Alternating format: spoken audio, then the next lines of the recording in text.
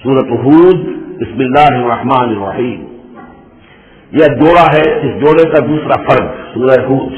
یہاں آپ دیکھیں گے کہ برعکس ترتیب ہو جائے گی. 10 رکوعوں میں سے 6 سے زائد انباء الرسل پر مشتمل ہے، اور جس میں سب سے تفصیلی ذکر جو ہے یہ حضرت نوح علیہ السلام کا ہے، اور آخر میں بہت ہی مختصر سا تذکرہ جو ہے حضرت موسیٰ کا ہے. باقی جیسے سورہ اعراف میں ایک ایک رکوع ایک ایک رسول کے لیے، وہی ترتیب آپ یہاں دیکھیں گے. بسم اللہ الرحمن الرحیم. الف لام را کتاب محکمت آیاتہ ثم فصلت من لدن حکیم خبیر.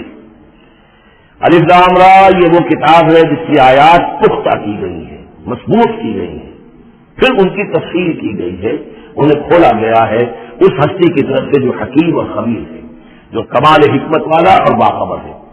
اس کا ایک مفہوم یہ ہو سکتا ہے کہ قرآن مجید میں شروع میں جو صورتیں نازل ہوئی ہیں وہ چھوٹی چھوٹی لیکن بہت پروفاؤنڈ، چند الفاظ کے اندر معلوم ہوتا ہے کہ جیسے سورۃ العصر ہے، والعصر ان الانسان لفی خسر الا الذین آمنوا وعملوا الصالحات وتواصوا بالحق وتواصوا بالصبر. اب اس میں کل ہدایت موجود ہے، اور امام شافعی کے وہ اقوال جو ہے میں نے اپنے کتابچے میں راہ نجات سورۃ العصر کی روشنی میں وہ سارے درج کیے ہیں کہ لو لم ينزل من القرآن سواها لكفت الناس. اگر صرف یہ سورۃ العصر نازل ہوتی، قرآن میں سب کچھ نہ نازل ہوتا تو بھی ہدایت کے لیے کافی تھی. اور لو تدبر الناس هذه السورۃ لوسعتهم، اگر لوگ صرف اس سورت پر تدبر کریں، غور کریں تو یہ ان کی ہدایت کے لیے کافی ہو جائے گی. تو ابتدائی صورتیں اور آیتیں بڑی محکم، لیکن اس کے بعد تفصیل پوری کی بیان ہوئی ہے. اللہ تعبدوا الا اللہ، یہ کتاب کس پیغام کے ساتھ آئی ہے؟ نہ پوجو کسی کو سوائے اللہ کے. اننی لکم منہ نذیر و بشیر، یقیناً میں ہوں تمہارے لیے اس کی جانب سے خبردار کرنے والا اور بشارت دینے والا. یہ دو الفاظ بار بار آ رہے ہیں، بشیر اور نذیر، نذیر اور بشیر. وما نرسل المرسلین الا مبشرین ومنذرین رسلا مبشرین ومنذرین لئلا یکون للناس علی اللہ حجۃ بعد الرسل وکان اللہ عزیزا حکیما. واستغفروا ربکم، اور یہ کہ اپنے رب سے استغفار کرو، معافی چاہو. ثم توبوا الیہ، اور پھر اس کی جناب میں رجوع کرو، اس کی طرف بڑھو. یمتعکم متاعا حسنا، وہ تمہیں ساز و سامان دے گا دنیا کی زندگی میں بھی اچھا فائدہ، الی اجل مسمى، ایک وقت معین تک کے لیے. دنیا میں بھی تمہارے لیے حسنا ہوگا. وَيُؤْتِ كُلَّ ذِي فَضْلٍ فَضْلَهُ، اور ہر صاحب فضل کو اس کے حصے کا فضل عطا کرے گا. یہاں جو ذی فضل سے مراد ہے مستحق فضل، جو بھی فضل کا مستحق ہے اسے اللہ تعالیٰ اس کا فضل عطا کرے گا. وَإِن تَوَلَّوْا، اور اگر تم پھر جاؤ گے، فَإِنِّي أَخَافُ عَلَيْكُمْ عَذَابَ يَوْمٍ كَبِيرٍ، تو پھر مجھے اندیشہ ہے کہ تم پر بہت بڑے دن کا ایک عذاب آئے گا. إِلَى اللَّهِ مَرْجِعُكُمْ، تمہاری طرف اللہ کی طرف تمہیں لوٹ جانا ہے. وَهُوَ عَلَى كُلِّ شَيْءٍ قَدِيرٌ، اور وہ ہر چیز پر قادر ہے. أَلَا إِنَّهُمْ يَصْدُونَ صُدُورَهُمْ لِيَسْتَخْفُوا مِنْهُ، آگاہ ہو جاؤ یہ لوگ اپنے سینوں کو دوہرا کرتے ہیں تاکہ اس سے چھپ سکے. یہ مشکلات القرآن میں سے اس کے بارے میں بہت سے اقوال ہیں. ایک رائے جو ہے کہ جو بخاری میں حضرت ابن عباس کا جو قول آیا ہے وہ یہ ہے کہ کچھ اہل ایمان کے اوپر حیا کا اتنا غلبہ تھا، جیسے حضرت عثمان رضی اللہ تعالیٰ عنہ، کہ وہ کبھی غسل بھی کرنا ہوتا تھا، اس وقت بھی الیاں ہونا انہیں پسند نہیں تھا، تو وہ اس طریقے سے جھک جاتے تھے کہ گویا کہ سطر پھر بھی جو ہے وہ چھپا رہے. اور اگر کہیں قضاء حاجت ہے تو اور اس وقت بھی وہ پورا سطر کا اہتمام کرتے تھے. یہ فرمایا جا رہا ہے کہ تم کتنا ہی کر لو، ظاہر بات ہے کہ اللہ تعالیٰ کی نگاہوں کے تو تم سامنے ہو. لہذا یہ ہے کہ اس میں ایک حد تک جو بھی اللہ تعالیٰ نے سطر کا حجاب کے جو بھی احکام دیے ان کی پیروی کرو، لیکن کسی بھی معاملے میں غلو کی ضرورت نہیں ہے.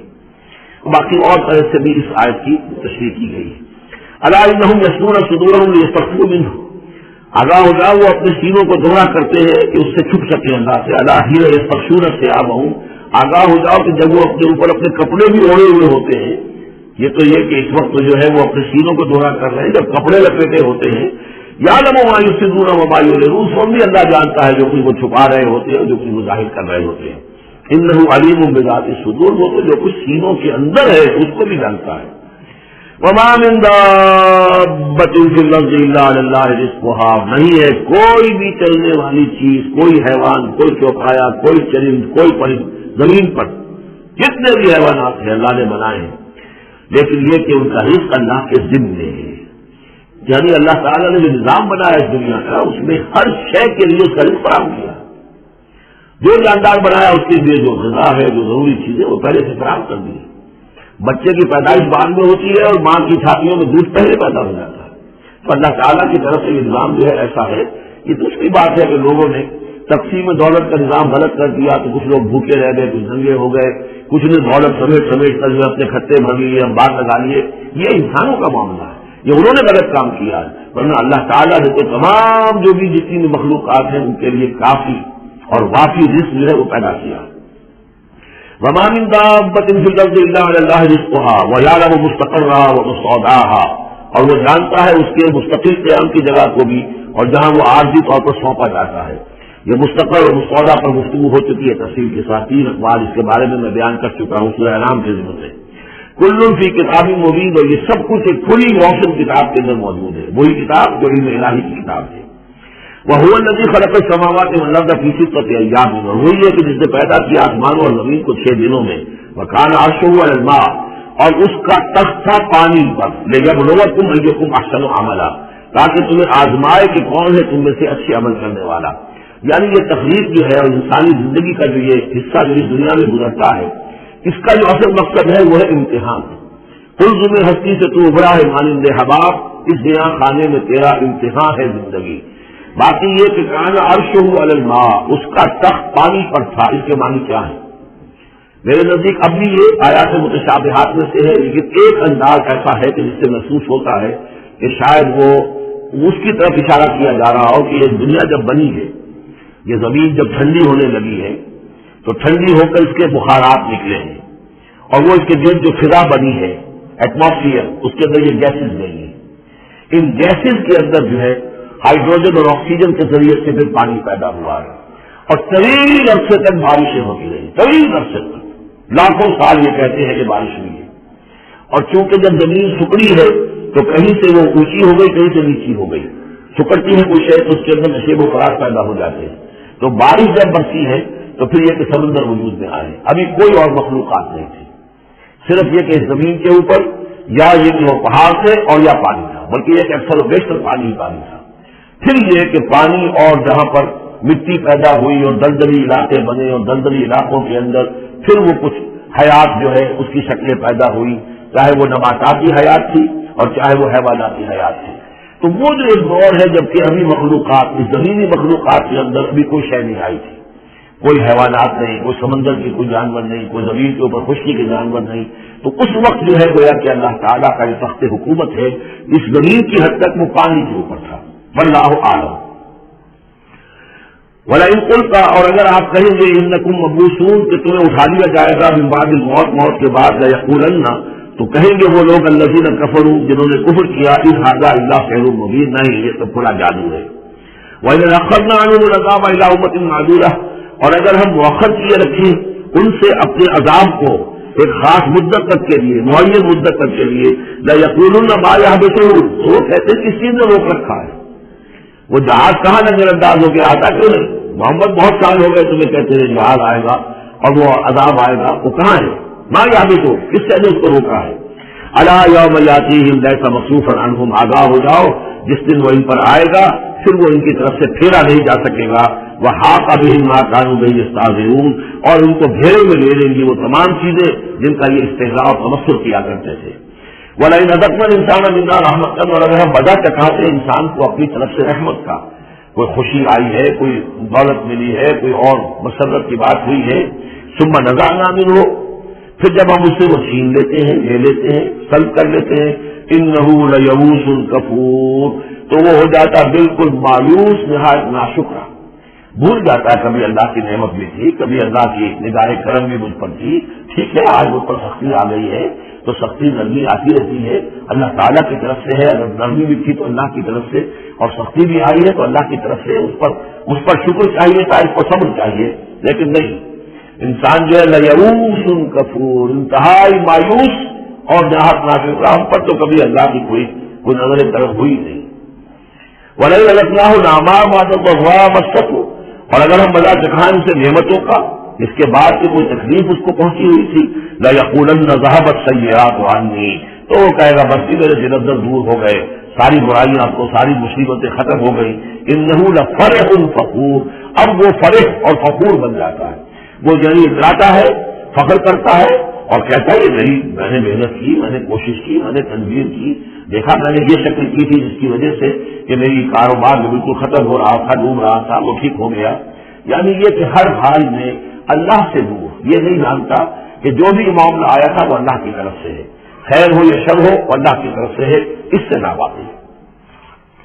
الا الذین صبروا، سوائے ان کے جو صبر کی روش اختیار کریں. یہ سب کی بات نہیں ہے جن کو اللہ نے ایمان دیا ہو اور ایمان کے نتیجے میں صبر پیدا ہوا ہو. الا الذین صبروا وعملوا الصالحات، اور انہوں نے ایک اعمال کیے ہوں، اولئک لہم مغفرۃ واجر کبیر، ان کے لیے مغفرت ہے اور بہت بڑا اجر ہے. فلعلک تارک بعض ما یوحی الیک، تو اے نبی شاید کہ آپ کچھ چیزیں چھوڑ دیں اس میں سے جو آپ کی طرف وحی کی جا رہی ہے. وضائق بھی صدروں کا، اور آپ کا سینہ اس سے بھج رہا ہے، تنگ ہو رہا ہے. ان یقولوا، اس وجہ سے کہ وہ کہہ رہے ہیں لولا انزل علیہ کنز او جاء معہ ملک، کہ وہ یہ کہہ رہے ہیں کہ کیوں نہیں ان کے اوپر اتار دیا گیا کوئی خزانہ، یا کیوں نہیں آیا ان کے پاس کوئی فرشتہ، معہ ان کے ساتھ کوئی فرشتہ تھا. وہی بات جو سورہ انعام میں آ چکی ہے، اس کا ضربہ سلام اس مضمون کا سورہ انعام میں آ چکا ہے. لیکن ان تمام صورتوں کے اندر بھی یہ چیزیں موجود ہیں. یہ دونوں گروپ جو ہے مکی صورتوں کے، جن میں سے ایک میں وہ 2 صورتیں ہیں جو ہم پڑھ چکے، انعام، آراف، اور دوسرا جو یہ ہے جو 14 صورتوں پر مشتمل ہے جس کی دوسری صورت ہم پڑھ رہے ہیں. ان سب کا تعلق جو ہے یہ سمجھیے، ایک استثناء ہے وہ میں بعد میں بتا دوں گا، یہ قیام مکہ کے آخری 4 سالوں کی صورتیں ہیں. یعنی حضور کا قیام مکہ مکرمہ میں وحی کے آغاز کے بعد 12 سال، اس کو 4 حصوں میں تقسیم کر دیجیے. پہلے 4 سال میں جو صورتیں نازل ہوئی ہیں وہ قرآن مجید کے آخری 2 گروپوں میں ہیں، سورہ قاف سے لے کے آخر تک. درمیانی 4 سال جو تھے ان کے درمیان جو ہے وہ درمیانی 2 گروپوں میں ہیں. اور یہ جو ہے شروع کے 2 گروپ جو ہیں ان کے اندر وہ صورتیں ہیں جو آخری دور میں نازل ہوئی ہیں، آخری 4 سالوں میں، اور ان میں یہ مضمون کثرت سے ملے گا.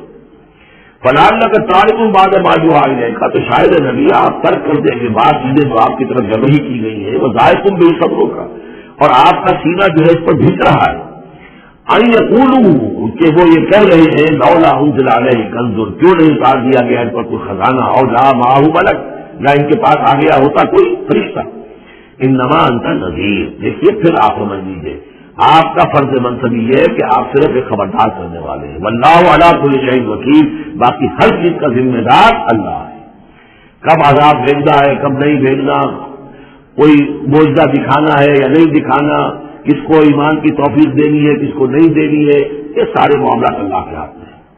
ہم یقولون افترا، کیا ان کا کہنا یہ ہے کہ یہ قرآن جو ہے محمد نے خود گھڑ لیا ہے. قل فاتوا بعشر سور مثلہ مفتریات، اب یہ ہے وہ چیلنج جو دوسرے نمبر پر دیا گیا. پہلا چیلنج تھا کہ تم پورے قرآن جیسی کوئی کتاب بنا کر لاؤ، وہ آگے چل کر آئے گا سورہ بنی اسرائیل میں اور دوسری صورتوں میں.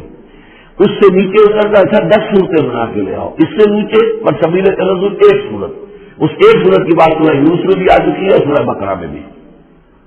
یہاں وہ 10 والا معاملہ ہے. کوئی فاتو میں 8 سور مثلہ مفتریات، تو ان سے کہیے کہ اچھا اگر ایسا ہی قرآن گھڑا جا سکتا ہے اور انسان کی قوت اور قدرت میں ہے کہ ایسی کتاب تصدیق کر لے، تو تم 10 صورتیں تم 20 کی تصدیق کر کے لے آؤ. وَادْعُوا مَنِ اسْتَطَعْتُم مِّن دُونِ اللَّهِ إِن كُنتُمْ صَادِقِينَ، اور جن کو بھی تم بلا سکو اللہ کے سوا بلا لو مدد کے لیے اگر تم سچے ہو.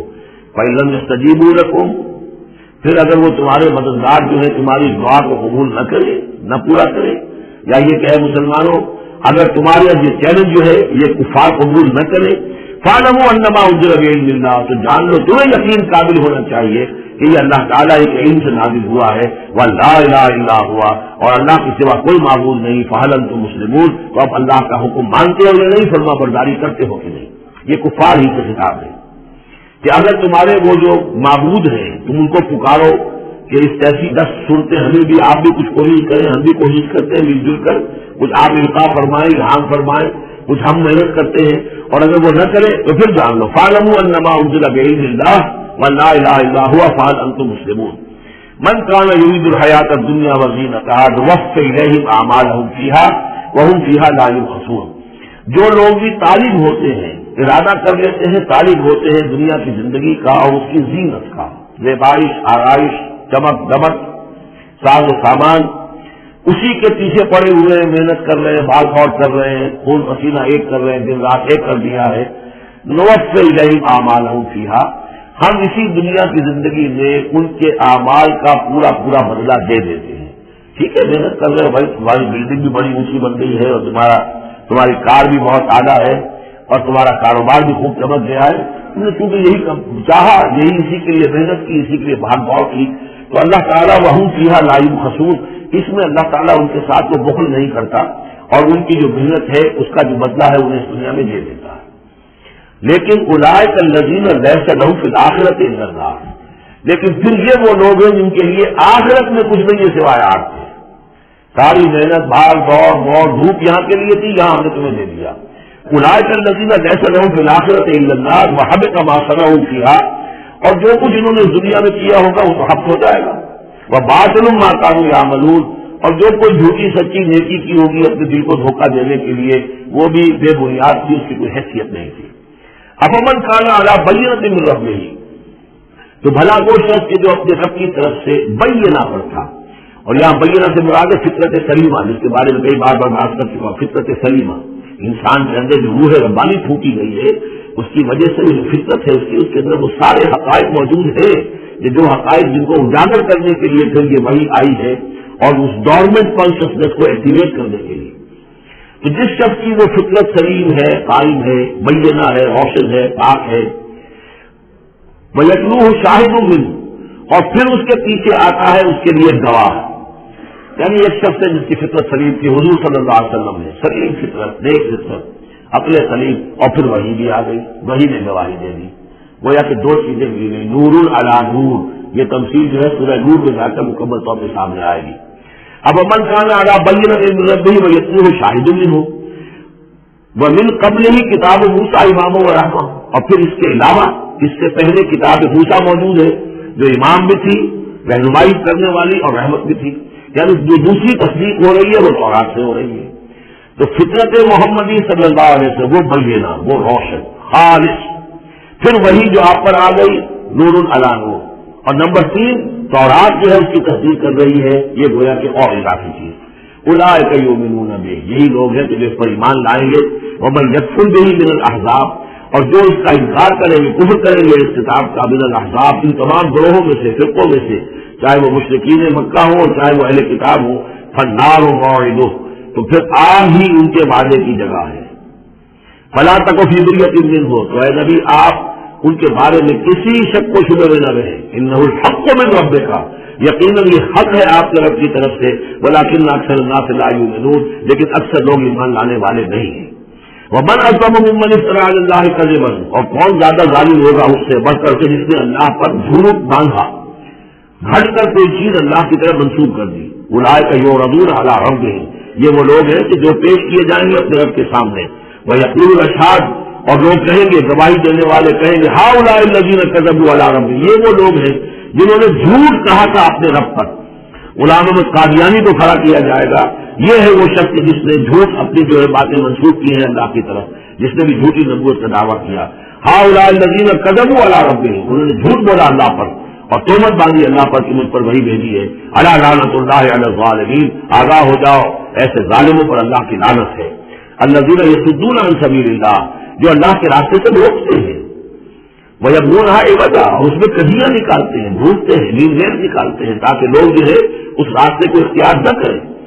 وہم بالآخرۃ ہم کافرون, اور آخرت کے وہ بالکل انکاری ہے اور منکر ہے, اور اصل تو ان کی بیماری یہی ہے, آخرت کا انکار ہے, جس کی وجہ سے کہ ان کی عقلوں پر پردے پڑے ہوئے ہیں. آخرت سے جو ان کی بے رغبتی ہے, لا یرجون لقاءنا, جو سورہ یونس میں ہم نے بار بار پڑھا, وہ لوگ کہ جو ہم سے ملاقات کے امیدوار ہی نہیں, یہ ہے اصل میں کہ جو غفلت کی اصل جڑ اور بنیاد ہے.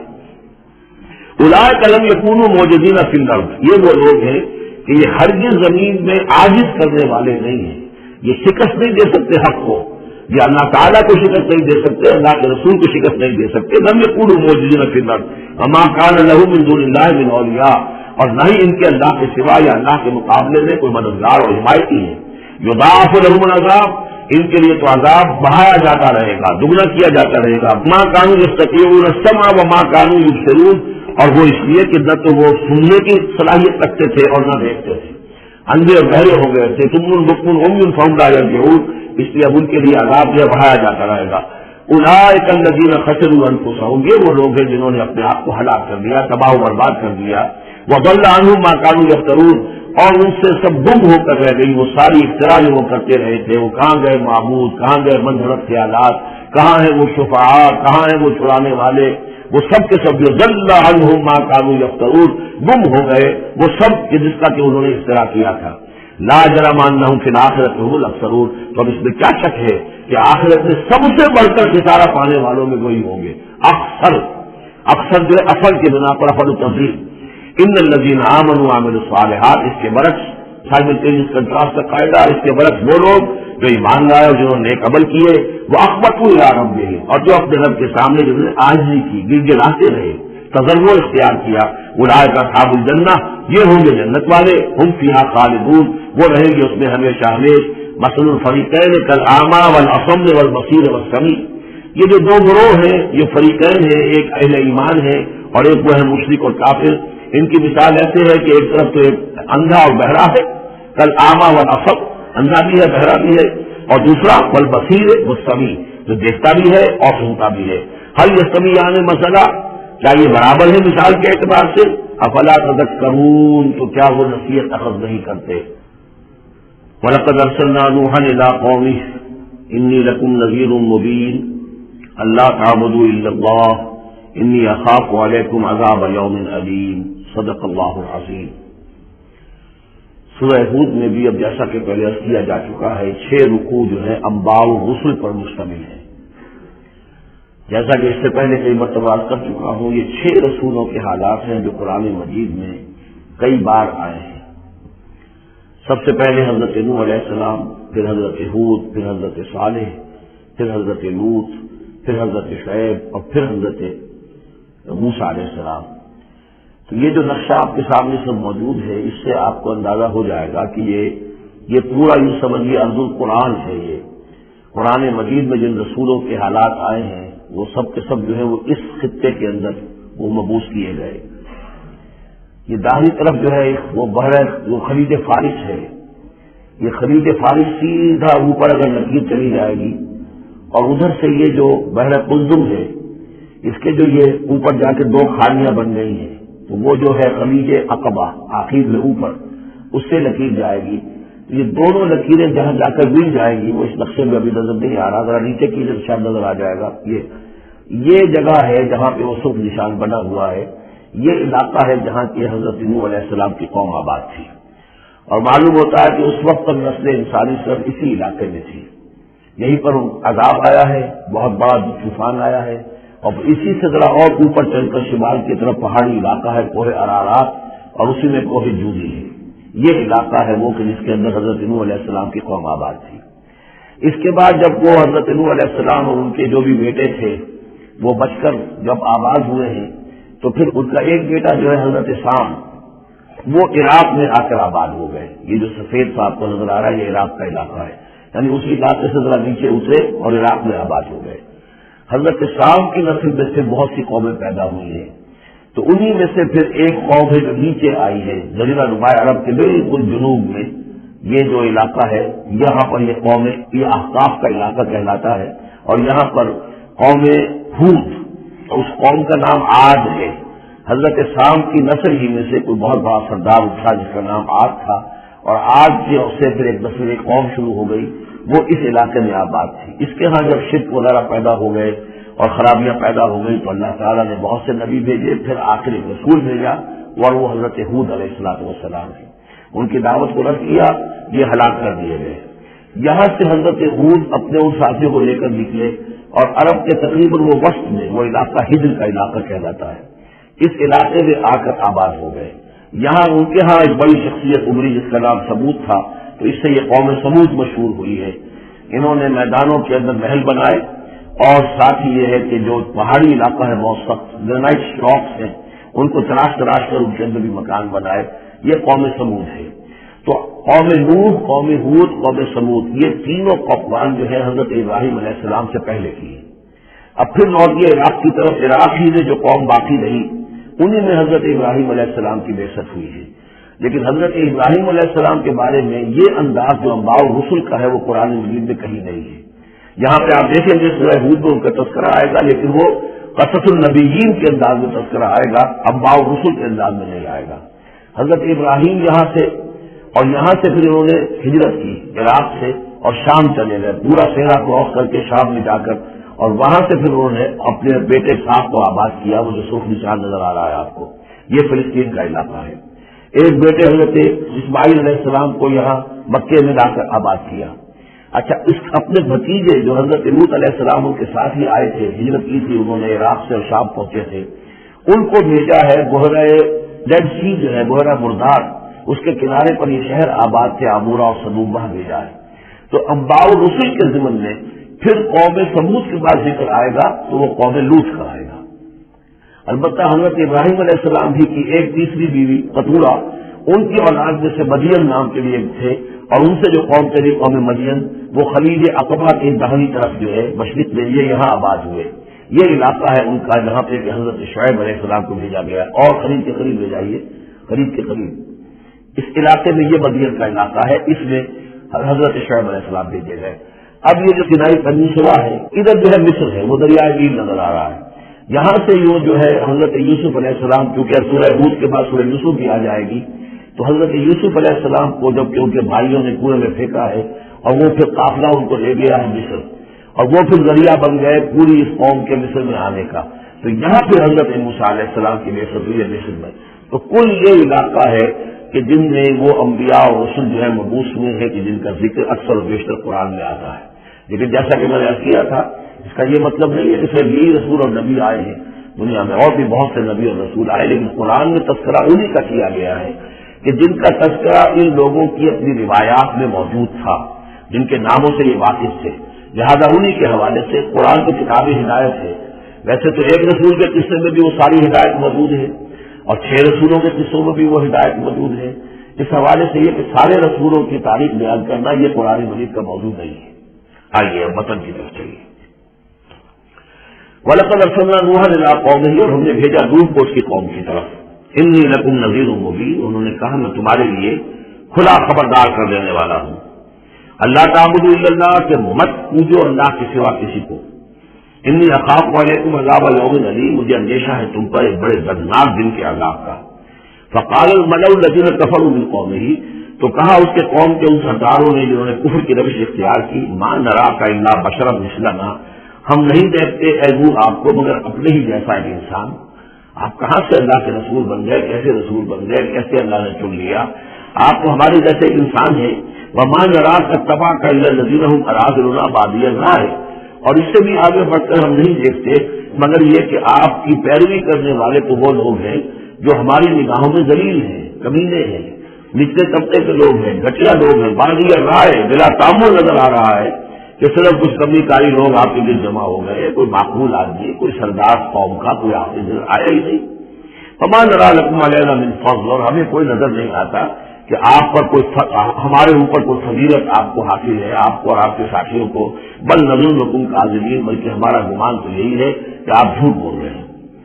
قال یا قوم ارأیتم ان کنت علی بینۃ من ربی، اب یہ ذرا اس صورت کے اندر بار بار یہ الفاظ آئیں گے۔ ایک فطرت سلیمہ جو پہلے سے تھی، اس کے بعد اللہ کی طرف سے وہی آ گئی، وہ گویا کہ اس کا شاہد ہے۔ انہوں نے کہا اے میری قوم کے لوگوں ذرا غور کرو، اگر میں پہلے سے بھی اپنے رب کی طرف سے بینہ پر تھا، تم جانتے ہو میں نے زندگی تمہارے مابین گزاری تھی، تم بھی جانتے ہو کہ میں ایک شریف النفس انسان تھا، میرا کردار میرا اخلاق تمہارے سامنے تھا، میں بینہ پر تھا، میری فطرت بس نہیں ہوئی تھی، سلیم تھی۔ وآتانی رحمۃ من عنده، پھر اللہ نے مجھے رحمت بھی عطا فرما دی اپنے پاس سے، یعنی جو وحی آئی ہے میرے پاس وہ اللہ تعالیٰ کی رحمت ہے۔ فأمیت علیکم، اور وہ چیز وہ ہے کہ جس کو تمہاری آنکھوں سے مخفی رکھا ہے، اب میں کیا کروں، فرشتہ میرے پاس تو آتا ہے، وہی میرے پاس آتی ہے، یہ چیز جو ہے میرے تو تجربے میں ہے، بائی پرسنل ایکسپیرینس، لیکن یہ کہ تم سے ہی چھپا کر رکھی گئی ہے۔ انلزمکموہا وانتم لہا کارہون، بہرحال ہم زبردستی چپکا نہیں سکتے اپنی یہ بات آپ لوگوں کو، اگر آپ کو پسند نہیں ہے، اگر بیدار ہیں تو ایک اختیار ہمارے پاس نہیں ہے کہ ہم زبردستی آپ کو ان باتوں کا قائل کر دیں اور یہ باتیں لازماً آپ پر تھوپ دیں۔ بھیا قوم لا اسألکم علیہ مالا، اور میری قوم کے لوگوں دیکھو میں تم سے کوئی اجرت نہیں مانگتا، مال طلب نہیں کرتا، کوئی تاوان تم پر نہیں ڈالا ہے۔ ان اجریہ الا علی اللہ، نہیں ہے میرا اجر مگر اللہ کے ذمہ۔ وما انا بطارد الذین آمنوا، اور جن کو تم کہہ رہے ہو یہ گھٹیا لوگ ہیں، کمی کاری لوگ ہیں، کمین لوگ ہیں، میں ان کو اپنے پاس سے دھتکار نہیں سکتا، میں یہاں سے کھدیڑ نہیں سکتا ان کو، میں نہیں ہوں کھدیڑنے والا ان کو اپنے پاس سے۔ انہم ملاقو ربہم، یہ اپنے رب سے ملاقات کریں گے، ولکنی اراکم قوما تجہلون، لیکن میں دیکھتا ہوں کہ تم ضرور جہل میں اور جہالت میں مبتلا ہو گئے ہو۔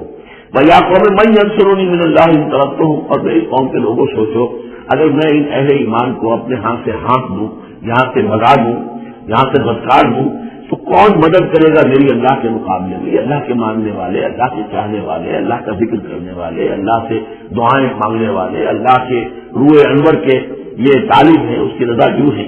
افلا تذکرون، تو کیا تم نصیحت اخذ نہیں کرتے؟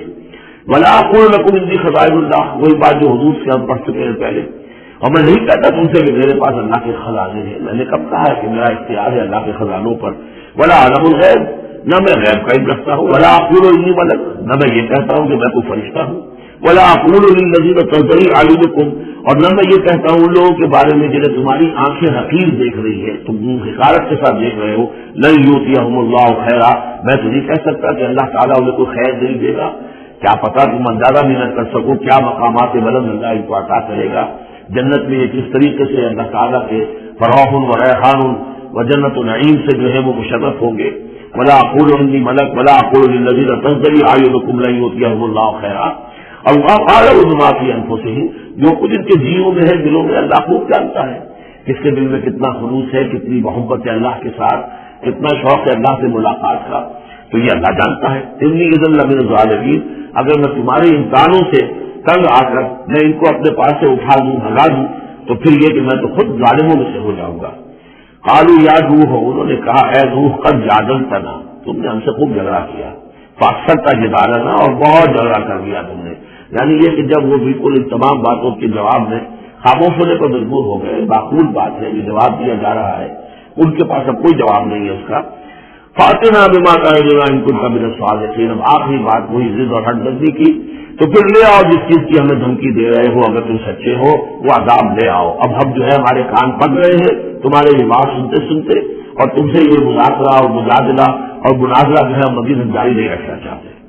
قال انما یاتیکم بہ اللہ ان شاء، انہوں نے فرمایا کہ وہ تو اللہ لے آئے گا وہ عذاب تمہارے اوپر اگر وہ چاہے گا، انما یاتیکم بہ اللہ، وہ لائے گا تمہارے اوپر اللہ انشاء اگر وہ چاہے گا، وما انتم بمعجزین، اور پھر تم اس کو تھکا نہیں سکو گے بھاگ کر، یعنی تم اسے ہرا نہیں سکو گے، تم اس سے بچ کر بھاگ نہیں سکو گے۔ ولا ينفعکم نصحی اذ اردت ان انصح لکم، اور میری نصیحت، میرا خلوص، میری خیر خواہی تمہارے حق میں کچھ مفید نہیں ہو سکتی، خواہ میں کتنا ہی تمہارا ناصح ہوں، کتنا ہی تمہارے ساتھ مخلص ہوں، نصیحت کر رہا ہوں، خیر خواہ ہوں۔ ان کان اللہ یرید ان یغویکم، اگر اللہ ہی فیصلہ کر چکا ہو کہ وہ تمہاری گمراہی کے اوپر اس کی مہر سخت ہو چکی ہو، اگر اللہ تعالیٰ فیصلہ کر چکا ہے تو میری یہ سارا اخلاص اور خلوص اور دعوت اور نصیحت اور خیر خواہی اس کا کوئی نتیجہ نہیں نکلے گا۔ وہ ربکم، وہ تمہارا رب ہے، وإلیہ ترجعون، اور اسی کی طرف تم لوٹا دیے جاؤ گے۔ ہم یقولون افترا، کیا یہ کہتے ہیں کہ یہ اے محمد صلی اللہ علیہ وسلم آپ نے اس کو گھڑ لیا ہے؟ قل ان افتریتہ فعلی اجرمی، اب یہاں درمیان میں حضرت نوح علیہ السلام کی بات چل رہی ہے اور آگے بھی چلے گی، لیکن درمیان میں ایک جملہ معترضہ ہے۔ یہ ساری باتیں ہیں نبی جو آپ کو ہم وحی کے ذریعے سے بتا رہے ہیں، یہ ساری جو گفت و شنید ہوئی تھی حضرت نوح علیہ السلام کے اور ان کی قوم کے درمیان، آپ کو کیسے معلوم ہو؟ آپ نے گھڑ لی ہے؟ آپ کو کوئی فکشن ہے، کوئی سٹوری ہے، کیا ہے؟ نہیں، یہ تو اللہ تعالیٰ کی طرف سے ہے۔ کوئی اس طرح تو کہہ دیجیے اگر میں نے یہ گھڑی ہو یہ چیزیں فعلی اجرامی، تو پھر یہ میرا جرم ہوگا، اس کا وبال مجھ پر آئے گا۔ وانا بریء مما تجرمون، ورنہ پھر یہ ہے کہ جو جرم تم کر رہے ہو، جھٹلا رہے ہو، تو میں اس سے بری ہوں۔ وأوحي إلى نوح، اور وہی کر دیا گیا نوح کی جانب، انہ لن یؤمن من قومک الا من قد آمن، اب کوئی اور شخص ایمان نہیں لائے گا تمہاری قوم میں سے سوائے ان کے جو ایمان لا چکے۔ فلا تبتئس بما كانوا يفعلون، سو اب جو کچھ وہ کر رہے ہیں آپ اس پر افسوس نہ کریں اور غمگین نہ ہوں۔ واصنع الفلک بأعیننا ووحینا، اور اب آپ کشتی تیار کیجیے، کشتی بنائیے ہماری نگاہوں کے سامنے، یعنی ہم دیکھ رہے ہیں اور ہمارے انسٹرکشن کے مطابق وہ وحینا، معلوم ہوتا کہ اللہ تعالیٰ کی طرف سے ہر اسٹیپ پر ان کو وحی آ رہی ہے، اور کہ اس طرح کرو، اتنی لمبی بناؤ اور ایسی لکڑیاں تیار کرو۔ بأعیننا ووحینا، ہماری نگاہوں کے سامنے اور ہماری ہی انسٹرکشن کے مطابق، وحی کے مطابق، ولا تخاطبنی فی الذین ظلموا، اب دیکھنا جو ظالم ہے ان کے بارے میں مجھ سے خطاب نہ کرنا، مجھ سے دعا نہ کرنا، مجھ سے بات نہ کرنا کہ فلاں جو ہے یہ میرا عزیز ہے اور فلاں میرا رشتہ دار ہے. اب جو بھی ظالم ہے اس کے بارے میں تمہاری طرف سے کوئی نرم بات نہ آئے. انہم مغرقون، اب یہ سب کے سب غرق کیے جائیں گے. ویصنع الفلک، اب وہ نقشہ دیکھیے آپ چشم تصور سے، خشکی پر بیٹھے ہوئے ہیں اور حضرت نوح علیہ السلام آس پاس سمندر کہیں ہے ہی نہیں اور وہ کشتی بنا رہے ہیں. ویصنع الفلک، اور وہ بنا رہے ہیں کشتی. وکلما مر علیہ ملأ من قومہ سخروا منہ، جب بھی ان کی قوم کے سردار ان کے پاس سے گزرتے تھے وہ مذاق اڑاتے تھے کہ معلوم ہوتا اب تک تو ہم سمجھتے تھے کہ بہرحال یہ کچھ شاید بات بنا رہا ہے، جھوٹ بول رہا ہے، کیا کر رہا ہے. اب تو معلوم ہوتا بالکل ہمت ماری گئی، اب کوئی جو ہے وہ شکاری نہیں رہے گی. تو وہ ہنستے تھے. سخروا منہ قال ان تسخروا منا فإنا نسخر منکم کما تسخرون. حضرت نوح فرماتے تھے کہ تم اگر ہم سے تنفر کر رہے ہو، مذاق اڑا رہے ہو، تو وہ وقت قریب آنے والا ہے کہ ہم تمہارا مذاق اڑائیں گے جیسے کہ تم مذاق اڑا رہے ہو ہمارا. فسوف تعلمون من یاتیہ عذاب یخزیہ، تو تم قریب جان لو گے کہ کون ہے وہ جن پر کہ عذاب آتا ہے جو ان کو رسوا کر دے گا. یہی جو علیہ عذاب مقیم، اور اس پر اترے گا وہ عذاب کے جو قائم رہنے والا ہے اور دائمی ہے. حتی اذا جاء امرنا وفارت النور، یہاں تک کہ جب ہمارا حکم آ گیا اور جوش مارا تھا نور نے. اب یہ جو ہے جہاں تک جو اس کا جیوگرافیکل یا جیولوجیکل جو بھی اس کا پس منظر ہے اس کے ضمن میں ایس جی ولز نے جو بات کہی ہے وہ میں آپ کو بتا دینا چاہتا ہوں. اس کا کہنا یہ ہے کہ میڈیٹرینین کا جو اس کی سطح تھی وہ بہت بلند تھی اور ساحل کے ساتھ ساتھ جو ہے اس کے جو مشرقی ساحل ہے اس کا جو شام کا اور فلسطین کا، تو یہاں پر جو ہے وہ اونچے پہاڑ تھے. جیسے کراچی کے بارے میں بھی کہا جاتا ہے کراچی کے بعض علاقے جو ہیں وہ سطح سمندر سے نیچے ہیں، لیکن ساحل کے ساتھ ساتھ اونچا علاقہ ایسا ہے جو سمندر کو روکے ہوئے. اگر کسی جگہ پر ایسا ہو تو اگر کہیں کوئی ایک سوراخ بھی ہو جائے تو یہ ایسا ہی ہے جیسے کسی بڑے بند میں سوراخ ہو جائے. اگر خدا نہ خواستہ کہیں تنگیلا ڈیم میں یا کہیں کوئی اور اس طریقے کی بات ہو جائے تو پھر جو تباہی آئے گی اس کا آپ اندازہ کر لیجیے. تو ان کا کہنا یہ ہے کہ وہ سیلاب جو آیا ہے تو میڈیٹرینین میں وہ جو اس کا ساحلی علاقہ تھا اس میں سے کہیں وہ راستہ نکلا ہے پانی کا اور پھر سمندر آیا ہے اور وہ سمندر جو ہے پورے مڈل ایسٹ کے علاقے کے اوپر جو ہے اس کے اوپر وہ پانی سمندر کی شکل بن گیا ہے. یہ ہے ان کی تعبیر. اس لیے کہ تاریخی طور پر اور طبقات الارض کا جو ہے وہ بتاتا ہے کہ اس پورے علاقے میں بہت بڑے وسیع پیمانے پر فلڈ کے آثار موجود ہیں. وہ آثار جو ہیں وہ ایسے ہیں کہ پورے علاقے کے اندر وہ فلڈ آیا تھا اور اس کی یہ توضیح ہے جو وہ لوگ کرتے ہیں. بہرحال اس میں 3 چیزیں ہوئی ہیں. ایک تو یہ کہ کسی ایک جگہ سے کوئی تنور ہو سکتا ہے کہ کوئی سوراخ جو ہے جیسے کہ آپ کو معلوم ہے بڑے بڑے جو بند ہیں ان میں بعض اوقات صرف جو چوہوں کے بل ہوتے ہیں ان کی وجہ سے سوراخ ہو جاتے ہیں. نہروں کے کناروں میں جو بند ٹوٹتا ہے نہر کا تو کہیں کوئی چوہوں نے کچھ سوراخ کیا ہوتا ہے انہوں نے پانی بہنا شروع ہوا اور نہر ٹوٹ گئی.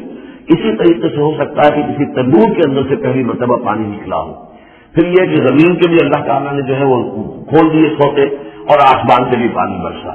تو پانی جو ہے زمین کا اور آسمان کا پھر مل گیا اور اس طریقے سے وہ عظیم جو ہے سیلاب آیا جس سے کہ وہ پوری قوم ہلاک ہو گئی اور وہ کشتی جو ہے وہ بہت عرصے تک تیرتی رہی اس سمندر کے اوپر اور پھر ہوتی ہوئی وہ کوہ ارارات میں اس کی جو ایک چوٹی ہے جودی اس پر جا کر ٹک گئی. واللہ عالم. ابھی اس پر مزید ضرورت ہے تم نے کام کرنے کی. ویسے یہ خبریں بھی ہیں کہ بعض اوقات کوئی کشتی نما چیز دیکھی گئی ہے. یہ علاقہ جو ہے اصل میں کہ جو جہاں پہ ترکی کی سرحد ملتی ہے روس کے ساتھ ادھر وہ آذربائیجان وغیرہ کا علاقہ ہے، ادھر پھر یہ ترکی ہے، اوپر روس کا علاقہ جو ہے تو اس میں ادھر سے راستہ جو ہے بہت دشوار گزار ہے، چڑھ نہیں سکتے. روس کی طرف سے راستہ ہے. اس کی چوٹیوں پر بعض پائلٹس نے کہیں دیکھا ہے اور خبر دی ہے کوئی بہت بڑی کشتی قسم کی شے جو ہے وہ کسی چوٹی کے اوپر رکھی ہوئی ہے. اور قرآن مجید کیونکہ بار بار کہتا ہے کہ ہم اسے برقرار رکھیں گے، ایک وقت آئے گا کہ وہ لوگوں کے لیے ایک نشانی بن کر ظاہر ہوگی تو اس سے معلوم ہوتا ہے کہ وہ کشتی اب بھی وہاں پر موجود ہے اور انسان جو ہے اس تک رسائی حاصل کرے گا. حتی اذا جاء امرنا وفارت النور، جب ہمارا حکم آ پہنچا اور جوش مارا تنور نے، ابل پڑا تنور. قلنا احمل فیہا من کل زوجین اثنین، تو ہم نے کہا اے نوح اپنی اس کشتی میں تمام حیوانات کا ایک ایک جوڑا رکھ لو، واہلک، اور اپنے گھر والوں کو بھی، اپنے گھر والے اہل و عیال کو، الا من سبق علیہ القول، سوائے آپ کے اہل و عیال میں سے وہ کہ جن کے بارے میں پہلے حکم گزر چکا ہے. یہ حضرت نوح کے خاندان میں سے ایک ان کی بیوی اور اسی بیوی کا بیٹا یام، 3 بیٹے ان کے ساتھ بچے ہیں جو اہل ایمان تھے، حام، سام اور یافس۔ سام کی اولاد ہے وہ جو نیچے تمام ہمیں ابھی نقشہ دیکھا ہے، حضرت ابراہیم بھی سامی ہے اور یہ قوم عاد بھی سامی، قوم سمود بھی سامی، یہ سیمیٹک ریسز کہلاتی ہے۔ لیکن یہ کہ حضرت حام کی اولاد اب وہ تفصیل میں نہیں جا سکتا، اور حضرت یافس کی اولاد یہ اور دوسرے علاقوں میں جا کر آباد ہو گئے۔ یہ جو نیچے کی طرف اترے ہیں یہ حضرت سام کی نسل ہے۔ چوتھا بیٹا ان کا تھا یام، یا اس کا ایک خطاب اور بھی تھا کنعان، اور اس کی جو ماں تھی تو یہ مشرک تھے اور یہ اہل ایمان کے ساتھ شریک نہیں تھے، لہٰذا یہ کشتی میں شامل نہیں ہوئے۔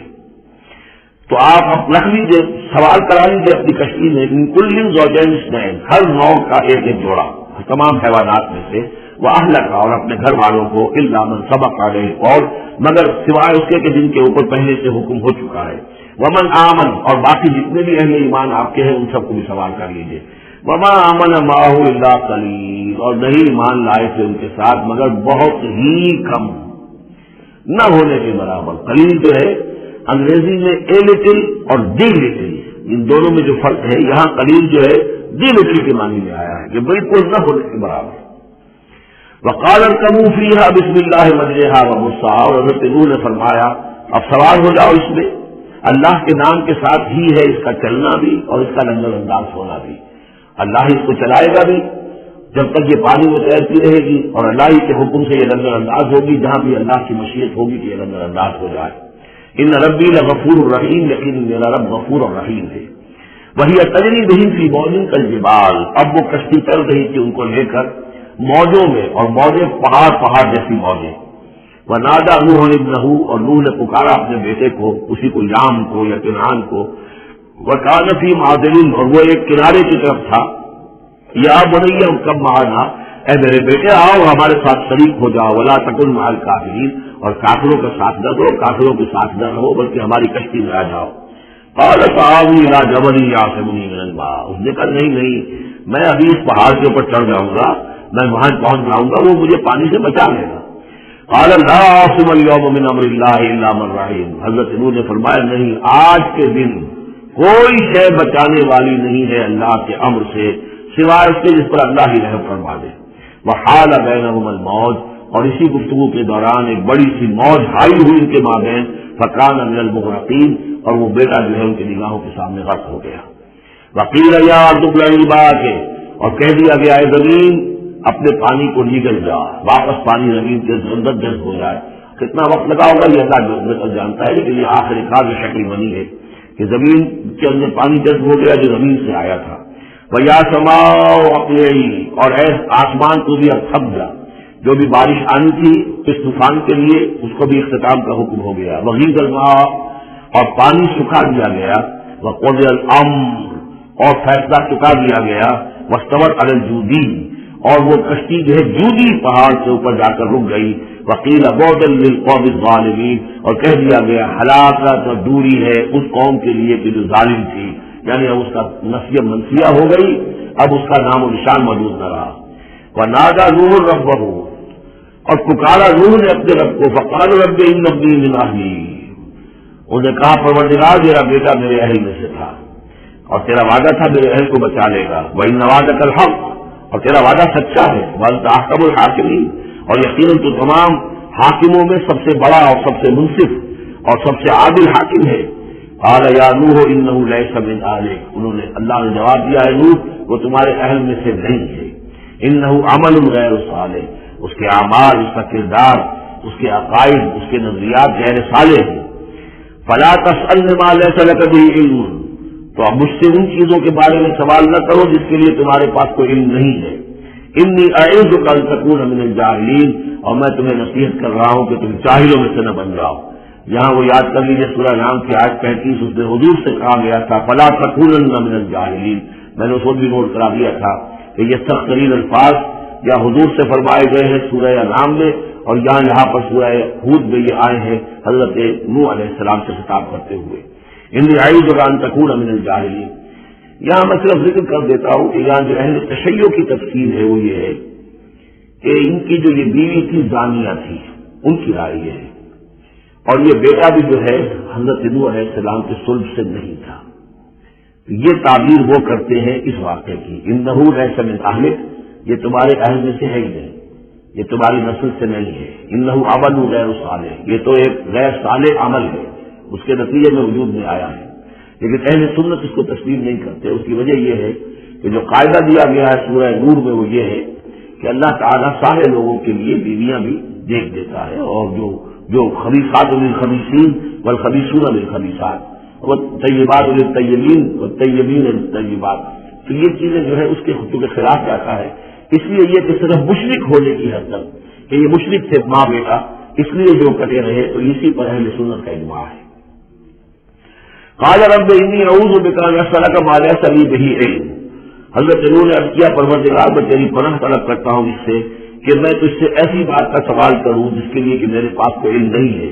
وَإِلَّا تَغْفِرْ لِي وَتَرْحَمْنِي، اور اگر تو نے مجھے معاف نہ فرما دیا اور رحم نہ فرمایا، أَكُن مِّنَ الْخَاسِرِينَ، تو میں تو ہو جاؤں گا خسارہ پانے والوں میں. قِيلَ يَا نُوحُ بِسَلَامٍ مِّنَّا وَبَرَكَاتٍ عَلَيْكَ، ہم نے کہا نوح اب اترو، اس کشتی سے اترو، بِسَلَامٍ مِّنَّا، ہماری طرف سے سلام کی کے ساتھ، وَبَرَكَاتٍ، اور برکتوں کے ساتھ، علیہ کا جو تم پر بھی ہوگی، وعلی امم ممن معک، اور ان امتوں پر بھی ہماری یہ برکات ہوں گی کہ جو ان لوگوں کے ساتھ، جو ان کی نسل سے وجود میں آئیں گی جو تمہارے ساتھ ہیں. تو گویا کہ نسل انسانی بعد میں عام خیال یہی ہے کہ حضرت نوح علیہ السلام کے 3 بیٹوں ہی سے چلی ہے. باقی اگر کچھ لوگ تھے بھی ان کے ساتھ تو وہ ایسے تھے کہ جن کی کوئی نسل آگے نہیں چلی ہے، بلکہ یہ دنیا کی جو نسلیں اس وقت دنیا میں ہے نوع انسانی، وہ یہ حضرت یافس، حضرت حام اور حضرت سام کی نسل ہی سے ہے. یہ خیال ہے، واللہ عالم، یقین کے ساتھ نہیں کہا جا سکتا، ویسے میرا اپنا رجحان بھی اسی طرف ہے. حضرت یافس کی اولاد جو ہے وہ یہ جو پہاڑی علاقہ ہے، جیسا کہ آپ نے نقشے میں دیکھا تھا، اس سے اوپر جو ہے یہ سینٹرل ایشیا کے پہاڑ ہیں. اس پہاڑ کو کراس کیا انہوں نے، اور وہ جو پھر میدانی علاقہ ہے روس کا، اور اس کی طرف سے ہوتے ہوتے وہ سیرائے گوبی سے ہوتے ہوئے چین کا، تو حضرت یافس کی اولاد ادھر پھیل گئی ہے. یورپ سے لے کر اور چائنا تک یہ سب یافس کی نسل ہے. حضرت حام کی اولاد مشرق اور مغرب میں چلی گئی، اسی پہاڑی سلسلے کے دامن میں ہوتی ہوئی. ایک شاخ ان کی ایران ہوتے ہوئے بھارت چلی گئی، انڈیا چلی گئی، سندھ اور ہند، اور ایک شاخ جو ہے سینائی پیننسلا کراس کر کے یہ سوڈان اور مصر چلی گئی. یہ ہے حضرت حام کی نسل میں سے. یہ عام طور پر جو ہمارے پرانے ماہرین انصاب ہیں ان کا کہنا یہ ہے. انہی میں سے معلوم ہوتا ہے کہ جو یہ یورپین ہیں جو کہ انڈو ایلینز جو کہلاتے ہیں، تو یہ ایلینز جو ہے یہ سب حضرت حام کی اولاد میں سے معلوم ہوتے ہیں. ان میں سے گریکس بھی ہیں اور ان میں رومنس بھی ہیں اور ان میں جرمنس بھی ہیں. باقی جو ہے نسلیں جو ہے یہ اینگلو سیکسنز، یہ ہے حضرت یافسی کی نسل سے جو اوپر سے جا کر اور یہ اسکینڈینیوین کنٹری سے ہو کر پھر نیچے اترے ہیں یورپ کی طرف. تو یہ جو ناردرنرز کہلاتے ہیں، نارڈک ریسز، شمالی اقوام جو ہے اینگلو سیکسن ان میں سے ہے. لیکن جو مشرقی یورپ کی یہ اقوام ہیں یہ اصل میں یہ بھی آریائی نسل جو ہے حضرت حام کی نسل میں سے، واللہ عالم. تو یہاں وہ الفاظ آ رہے تھے، قال یا نوح بسلام منا وبرکات علیک وعلی امم ممن معک، ان امتوں اور قوموں پر بھی سلامتی اور برکات جو ان میں سے ہوں گی جو تمہارے ساتھ ہیں، تمہارے ساتھ جو کشتی میں سوار ہیں. وَأُمَمٌ سَنُمَتِّعُهُمْ، اور کچھ اور قومیں بھی ہوں گی، فرقے ہوں گے جنہیں ہم کچھ سامان دیں گے دنیا کا. ثُمَّ يَمَسُّهُمْ مِنَّا عَذَابٌ أَلِيمٌ، اور پھر ان کے اوپر ہماری طرف سے ایک بڑا زبردست عذاب آئے گا، جیسے کہ پھر قوم ہود پر اور قوم صالح پر آیا ہے. تِلْكَ مِنْ أَنْبَاءِ الْغَيْبِ نُوحِيهَا إِلَيْكَ، یہ غیب کی خبروں میں سے ہے جو وحی کر رہے ہیں ہم آپ کی جانب ہے محمد صلی اللہ علیہ وسلم. وما كنت تعلمها انت ولا قومك، اور نہیں جانتے تھے آپ ان کو، نہ آپ نہ آپ کی قوم اس سے واقف تھی، من قبل هذا، اس سے پہلے. فاصبر، تو اے نبی صبر کیجئے. ان العاقبۃ للمتقین، یقیناً آخری انجام جو ہے وہ بھلا ہوگا اہل تقوی کا. وَإِلَىٰ عَادٍ أَخَاهُمْ هُودًا، یہ سام کی نسل کی ایک شاخ جو نیچے اتری ہے اور یہ پہنچ گئی ہے جزیرہ نما عرب کے تقریباً جو ساؤدرن ڈیزرٹ ہے جو آج کا، اس کے اندر. اور آج کی قوم کی طرف ہم نے بھیجا اخاہم ہودا، ان کے بھائی ہود کو. قال یا قوم اعبدوا اللہ ما لکم من الہ غیرہ، ان انتم الا مفترون، انہوں نے کہا میری قوم کے لوگوں تمہارا کوئی الہ اللہ کے سوا نہیں ہے، اور یہ باقی تم نے نام گھڑ لیے ہیں، کوئی اور معبود نہیں ہے، کسی کی حقیقت نہیں ہے۔ یا قوم لا اسألکم علیہ اجرا، اور میری قوم کے لوگوں میں تم سے کوئی اجر کا طالب نہیں ہوں، ان اجری الا علی الذی فطرنی، نہیں ہے میرا اجر مگر اسی کے ذمہ جس نے مجھے پیدا فرمایا، افلا تعقلون، تو کیا تم عقل سے کام نہیں لیتے؟ وَيَا قَوْمِ اسْتَغْفِرُوا رَبَّكُمْ، اور میری قوم کے لوگوں اللہ سے استغفار کرو، اپنے گناہوں کی معافی چاہو، توبہ کرو، شرک اور بت پرستی کو چھوڑو، ثم توبوا الیہ، پھر اس کی جناب میں رجوع کرو، یرسل السماء علیکم مدرارا، وہ آسمان سے تم پر چھاریوں پانی برسائے گا، وَيَزِدْكُمْ قُوَّةً إِلَىٰ قُوَّتِكُمْ، اور تمہاری جو قوت اس نے عطا کی ہوئی ہے اس میں اور قوت کا اضافہ فرمائے گا، وَلَا تَتَوَلَّوْا مُجْرِمِينَ، لیکن یہ کہ روگردانی نہ کرو مجرموں کی طرح اور مجرم بن کر۔ قالوا یا ہود ما جئتنا ببینہ، انہوں نے کہا کہ اے ہود دیکھو تم کو ہمارے پاس صنم لے کر نہیں آئے، کوئی معجزہ لے کر نہیں آئے، وما نحن بتارکی آلہتنا عن قولک، اور ہم نہیں ہیں اپنے معبودوں کو چھوڑنے والے صرف تمہارے کہنے سے، وما نحن لک بمؤمنین، اور ہم نہیں ہیں تمہاری بات ماننے والے، ان نقول اذا اعتراک بعض آلہتنا بسوء، ہم تو یہی کہتے ہیں اس کے سوا اور کچھ نہیں ہمارا خیال کہ ہمارے بعض معبودوں کی جو تم نے کوئی گستاخی کی ہے، ان کی نفی کی ہے، تو ان کی طرف سے تمہیں کوئی تکلیف پہنچ گئی ہے، یعنی تمہارا دماغی توازن ٹھیک نہیں رہا ہے، کوئی آشیب تمہیں ہو گیا ہے، تم پر پھٹکار پڑی ہے ہمارے بعض معبودوں کی۔ قال انی اشہد اللہ واشہدوا، حضرت ہود نے فرمایا دیکھو میں اللہ کو گواہ کر کے کہہ رہا ہوں اور تم بھی گواہ رہو، انی بریء مما تشرکون، کہ جن کو تم شریک ٹھہرا رہے ہو میں ان سے بری ہوں، بیزار ہوں، میرا ان سے کوئی تعلق نہیں۔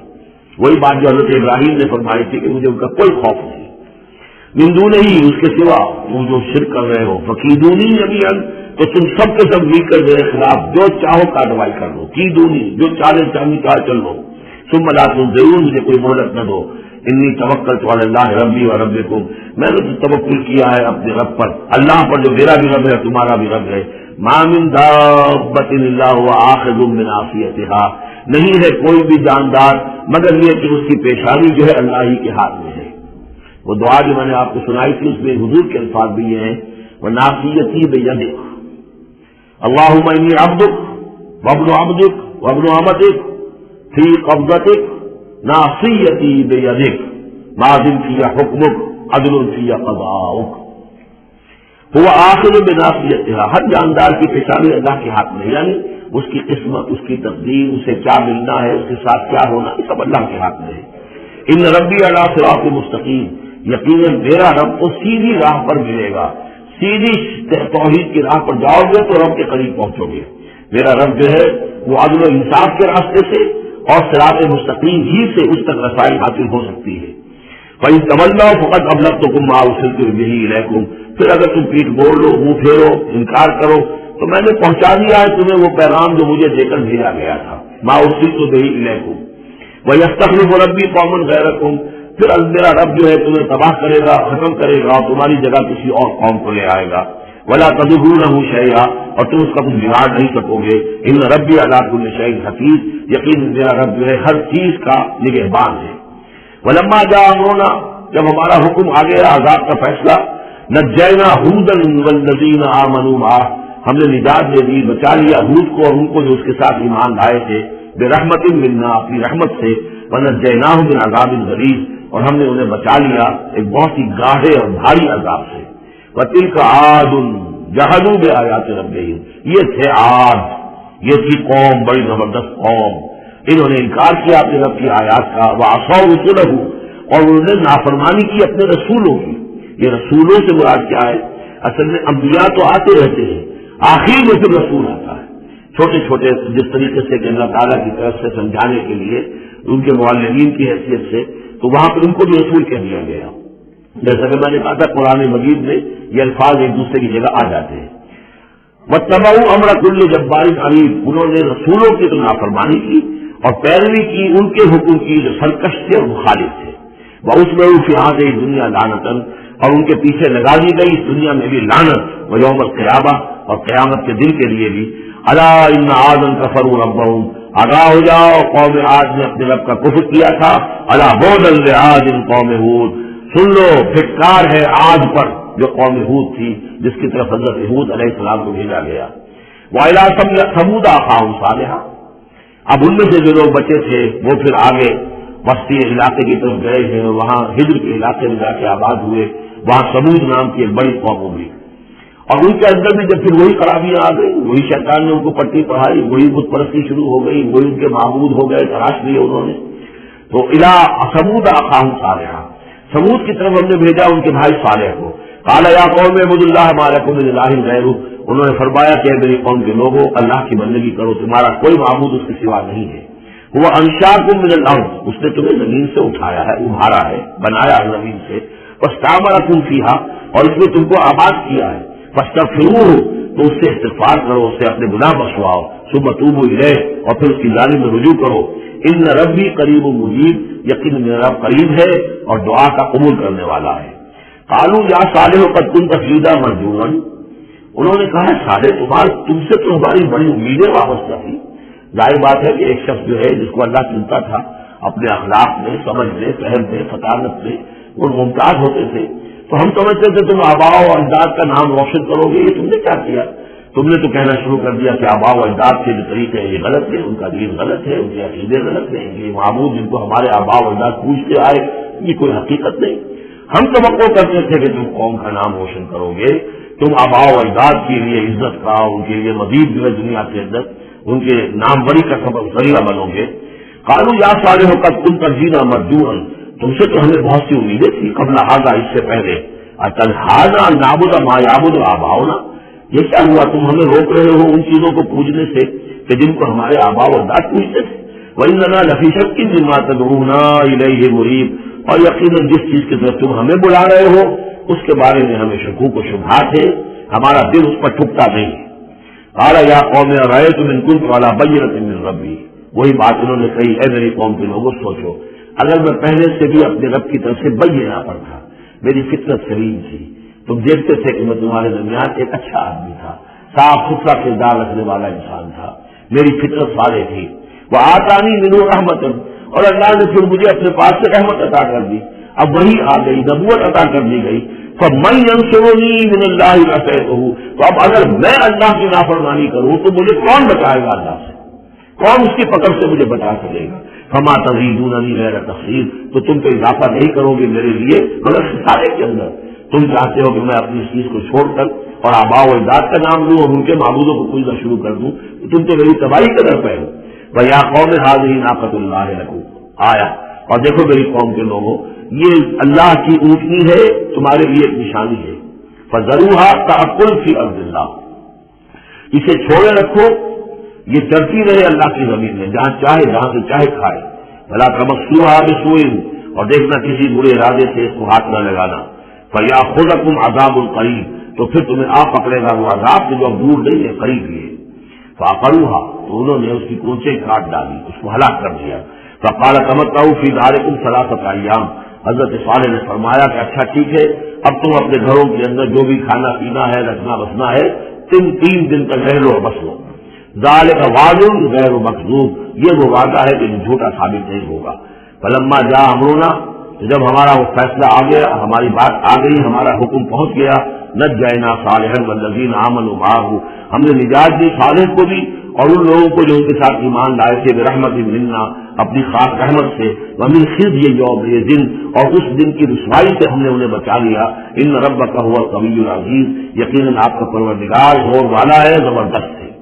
واخذ الذین ظلموا الصیحۃ، اور ان ظالموں کو، مشرکوں کو، کافروں کو پکڑ لیا ایک ہولناک آواز نے، چنگھاڑ آئی. فاصبحوا فی دیارہم جاثمین، تو اپنے گھروں کے اندر اوندھے پڑے رہ گئے. کأن لم یغنوا فیہا، ایسے ہو گئے جیسے کبھی یہاں آباد تھے ہی نہیں، کبھی یہاں کوئی رہتا تھا ہی نہیں. الا ان ثمود کفروا ربہم، آگاہ ہو جاؤ ثمود نے اپنے رب کا کفر کیا. الا بعدا لثمود، آگاہ ہو جاؤ پھٹکار ہے ثمود پر. وَلَقَدْ جَاءَتْ رُسُلُنَا إِبْرَاهِيمَ بِالْبُشْرَىٰ، یہاں حضرت ابراہیم کا ذکر آ رہا ہے. میں نے کہا تھا کہ 3 رسول پری ابراہمک، نوح، ہود، صالح. 3 رسول کو ہم کہہ سکتے ہیں پوسٹ ابراہمک، اگرچہ ان میں سے ایک جو ہے وہ اب اصل ہے. حضرت لوط حضرت ابراہیم علیہ السلام بھی کے بھتیجے ہیں، انہیں پر ایمان لائے تھے، ان کے ساتھ ہی انہوں نے ہجرت کی تھی. پھر ان کے بعد شعیب، وہ بھی حضرت ابراہیم کی نسل سے ہیں. پھر جو بھی بنی اسرائیل تھے ان میں موسیٰ بھیجے گئے وہ بھی حضرت ابراہیم کی نسل سے ہیں، آخری رسول محمد صلی اللہ علیہ وسلم وہ بھی ابراہیم کی نسل سے ہیں۔ لیکن یہ کہ ان میں سے تین کا ذکر کرنے کے بعد اب ابراہیم کا ذکر ہو رہا ہے یہاں سورہ انعام میں۔ وہاں جو پہلا جوڑا تھا حضرت ابراہیم کا ذکر جو ہے وہ اس انباء الرسل میں سے بالکل نکال کر لے گئے تھے اور وہ قصص النبیین کے انداز میں سورہ انعام میں آ گیا تھا۔ یہاں اس جوڑے میں فرق یہ ہے کہ حضرت ابراہیم کا ذکر بھی یہاں شامل کر دیا گیا، لیکن فرق وہی ہے، یہ وہ انباء الرسل کا نہیں، حضرت نوح، حضرت ہود، حضرت صالح، حضرت لوط، حضرت شعیب کے انداز میں ذکر نہیں ہے، بلکہ ایک انداز ہے کہ حضرت لوط علیہ السلام جن شہروں کی طرف بھیجے گئے تھے اور اس کی وہاں پہ بسنے والوں نے ان کی بات ماننے سے انکار کیا، تو جو عذاب الہی لے کر جو فرشتے آئے تھے جنہیں بھیجا گیا تھا وہ پہلے آئے حضرت ابراہیم کے ہاں، اور وہاں حضرت اسحاق کی ولادت کی انہوں نے خوشخبری دی حضرت سارہ کو۔ بس یہ ایک واقعہ بیان کیا درمیان میں، ورنہ اصل مسئلہ جو ہے وہ حضرت لوط کا شروع ہوگا۔ انباء الرسل کے اعتبار سے جو معاملہ ہے وہ حضرت لوط کا واقعہ ہے۔ وَلَقَدْ جَاءَتْ رُسُلُنَا إِبْرَاهِيمَ بِالْبُشْرَىٰ، اور ہمارے فرشتادے ہمارے ایلچی فرشتے ہمارے بھیجے ہوئے آئے ابراہیم کے پاس بشارت دینے کے لیے۔ قالوا سلاما، انہوں نے آ کر کہا سلام۔ قال سلام، حضرت ابراہیم نے بھی سلام کا جواب سلام سے دیا۔ فما لبث ان جاء بعجل حنیذ، تو پھر ذرا بھی دیر نہ کی فوراً گئے اور ایک تلا ہوا بچڑا ان کی ضیافت کے لیے لا کر سامنے رکھ دیا۔ فلما رأى أيديهم لا تصل إليه، تو جب انہوں نے دیکھا کہ ان کا تو ہاتھ آگے بڑھ ہی نہیں رہا اس بچڑے کا گوشت کھانے کے لیے، آمادہ ہی نہیں ہے، نکرہ ہوں، تو اب وہ کچھ کھٹ کے دل میں یہ ہے کون۔ اس زمانے میں رواج یہ ہوتا تھا کہ دشمن جب آتے تھے کسی کو قتل کرنے کے لیے تو اس کا نمک نہیں چکھتے تھے، نمک خوار ہو جائیں گے تو پھر کیسے قتل کریں۔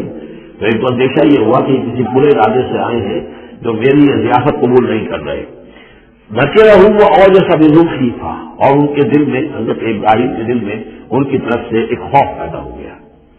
قالوا لا تخف، انہوں نے کہا نہیں آپ ڈریے نہیں، انا ارسلنا الی قوم لوط، اصل میں تو اللہ کے ہم فرشتے ہیں بھیجے گئے ہیں قوم لوط کی طرف۔ اب وہ آخری فیصلہ اس کا جو ہے وہ ہمیں چکانا ہے۔ وامرأتہ قائمۃ فضحکت، ادھر کہیں حضرت سارہ بھی پیچھے کہیں کھڑی ہوئی ہوں گی پردے کے پیچھے، وہ اس پر ہنس پڑی۔ مطلب یہ کہ حضرت ابراہیم کی جو حالت انہوں نے دیکھی کہ میرا شوہر خوفزدہ ہو گیا تھا تو اس کے اوپر کچھ ان کا معاملہ ہوا، فضحکت، وہ ہنسی۔ فبشرناہا باسحاق، تو ہم نے انہیں بشارت دی اسحاق کی، یعنی فرشتوں نے ان کو بشارت دی اسحاق کی۔ حضرت اسماعیل کی ولادت ہو چکی ہے، لیکن حضرت اسماعیل کو تو حضرت ابراہیم جا کر چھوڑ آئے ہیں اور وہ تو بچے میں آباد ہے۔ حضرت سارہ کی اولاد ہوئی نہیں تھی، اصل جو خاندانی بیوی تھی ان کی وہ تو حضرت سارہ تھی۔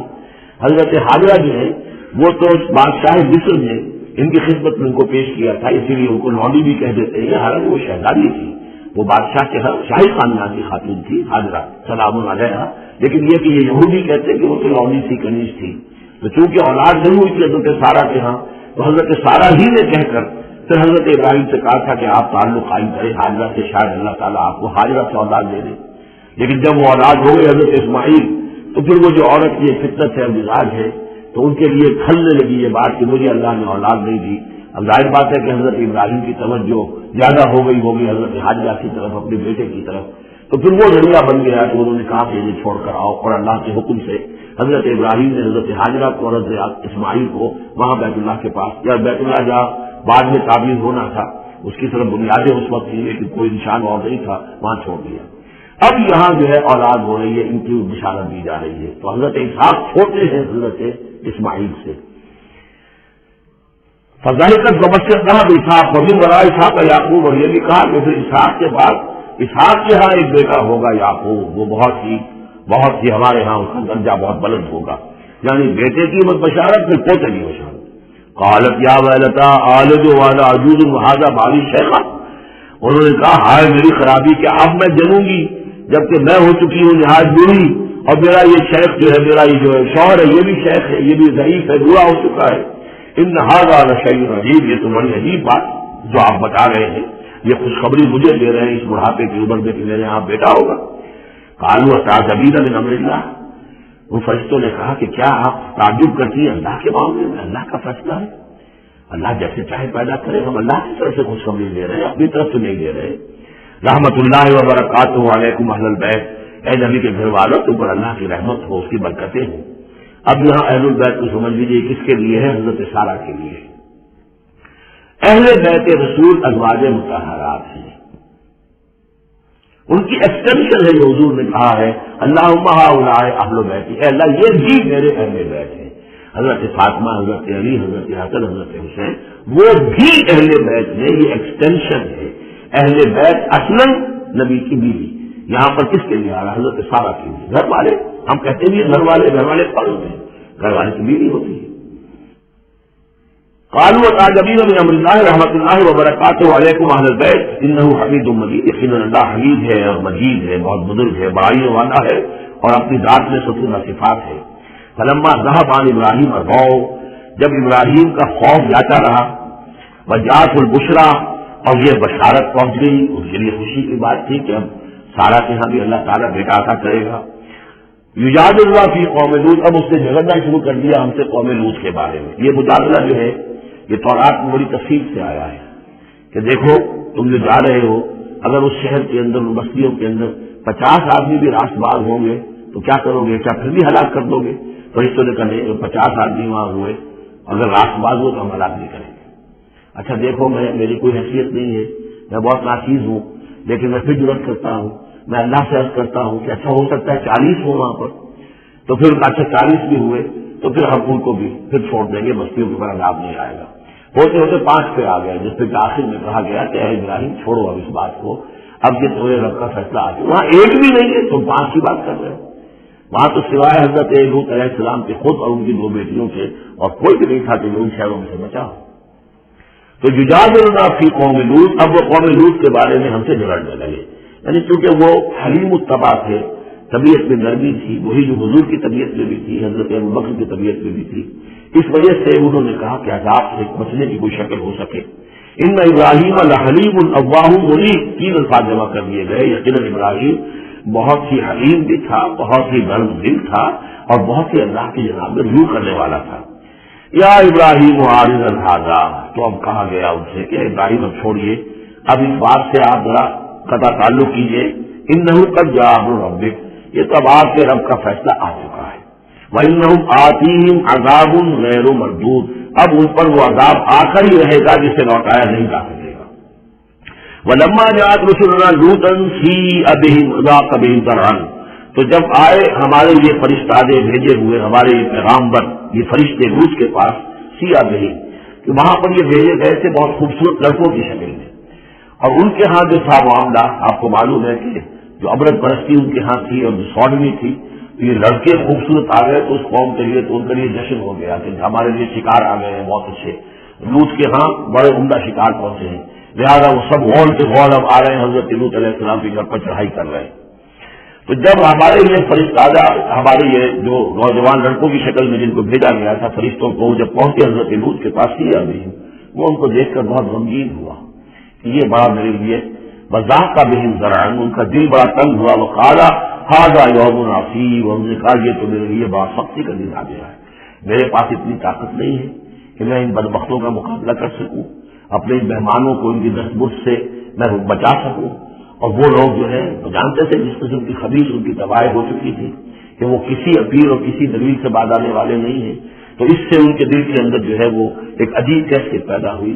سیئ بہم وضاق بہم ذرعاً وقال ھذا یوم عصیب وجاءہ قومہ یہرعون الیہ، اور اب آئی اس کی قوم اس کے پاس والہانہ دوڑتی ہوئی، بڑے خوشی سے ناچتے ہوئے آ رہے ہیں کہ آج تو ہمارے لیے جو ہے وہ بہت ہی عمدہ شکار پہنچ گیا ہے۔ ومن قبل كانوا يعملون السيئات، وہ پہلے ہی سے ان گندے کاموں کے اندر ملوث تھے۔ قال یا قوم هؤلاء بناتی هن اطهر لكم، حضرت لوط نے فرمایا کہ دیکھو میری قوم کے لوگوں، میری بیٹیاں موجود ہیں، وہ تمہارے لیے بہت پاکیزہ ہیں۔ اس کے 2 معنی کیے گئے، ایک تو یہ کہ بیٹیوں سے مراد ہے کہ جو تمہاری بیویاں ہیں وہ میری بیٹیوں کے مانند ہیں۔ نبی جو ہوتا ہے وہ گویا کہ قوم کے لیے وارث کی جگہ ہے، جیسے کہ قرآن مجید میں وازواجہ امہاتہم، حضور کی تمام ازواج جو ہیں وہ پوری امت کے لیے ماؤں کے درجے میں ہیں، تو گویا کہ میری بیٹیاں ہیں، اللہ نے تمہارے لیے ان کو پیدا کیا ہے، تمہارے لیے جوڑا بنایا ہے، وہ پاک جو ہے تمہارے لیے راستہ اپنی شہوت کی کے تقاضے کو پورا کرنے کے لیے صحیح راستہ، اس کو چھوڑ کر، اور یہ بھی ہو سکتا ہے کہ انہوں نے اپنی بیٹیوں ہی کو پیش کیا ہو کہ تمہیں اگر کرنا ہی ہے تو نکاح کر لو، میں اپنی بیٹیاں تمہیں نکاح میں دینے کو تیار ہوں، لیکن میرے جو مہمان ہیں ان کے بارے میں مجھے رسوا نہ کرو۔ قال یا قوم ہؤلاء بناتی ہن اطہر لکم فاتقوا اللہ ولا تخزون فی ضیفی، تو اللہ کا خوف کرو اور دیکھو مجھے میرے مہمانوں کے معاملے میں رسوا مت کرو۔ الیس منکم رجل رشید، کیا تم میں کوئی ایک آدمی بھی شریف اور کوئی ایک آدمی بھی نیک چلن نہیں رہا؟ یعنی کوئی بھی تم میں سے ایسا نکل آتا جو میرا ساتھ دیتا، جو میری ہاں میں ہاں دکھاتا، تم میں تو معلوم ہوتا کہ کوئی ایک شخص بھی شریف اور نفس باقی نہیں رہا۔ قالوا لقد علمت ما لنا فی بناتک من حق، انہوں نے کہا کہ اے لوط تمہیں خوب معلوم ہے تمہاری ان بیٹیوں پر ہمارا کوئی حق نہیں ہے۔ اس سے معلوم ہوتا ہے وہ دوسری ہی بات ہی نظر آ جائے۔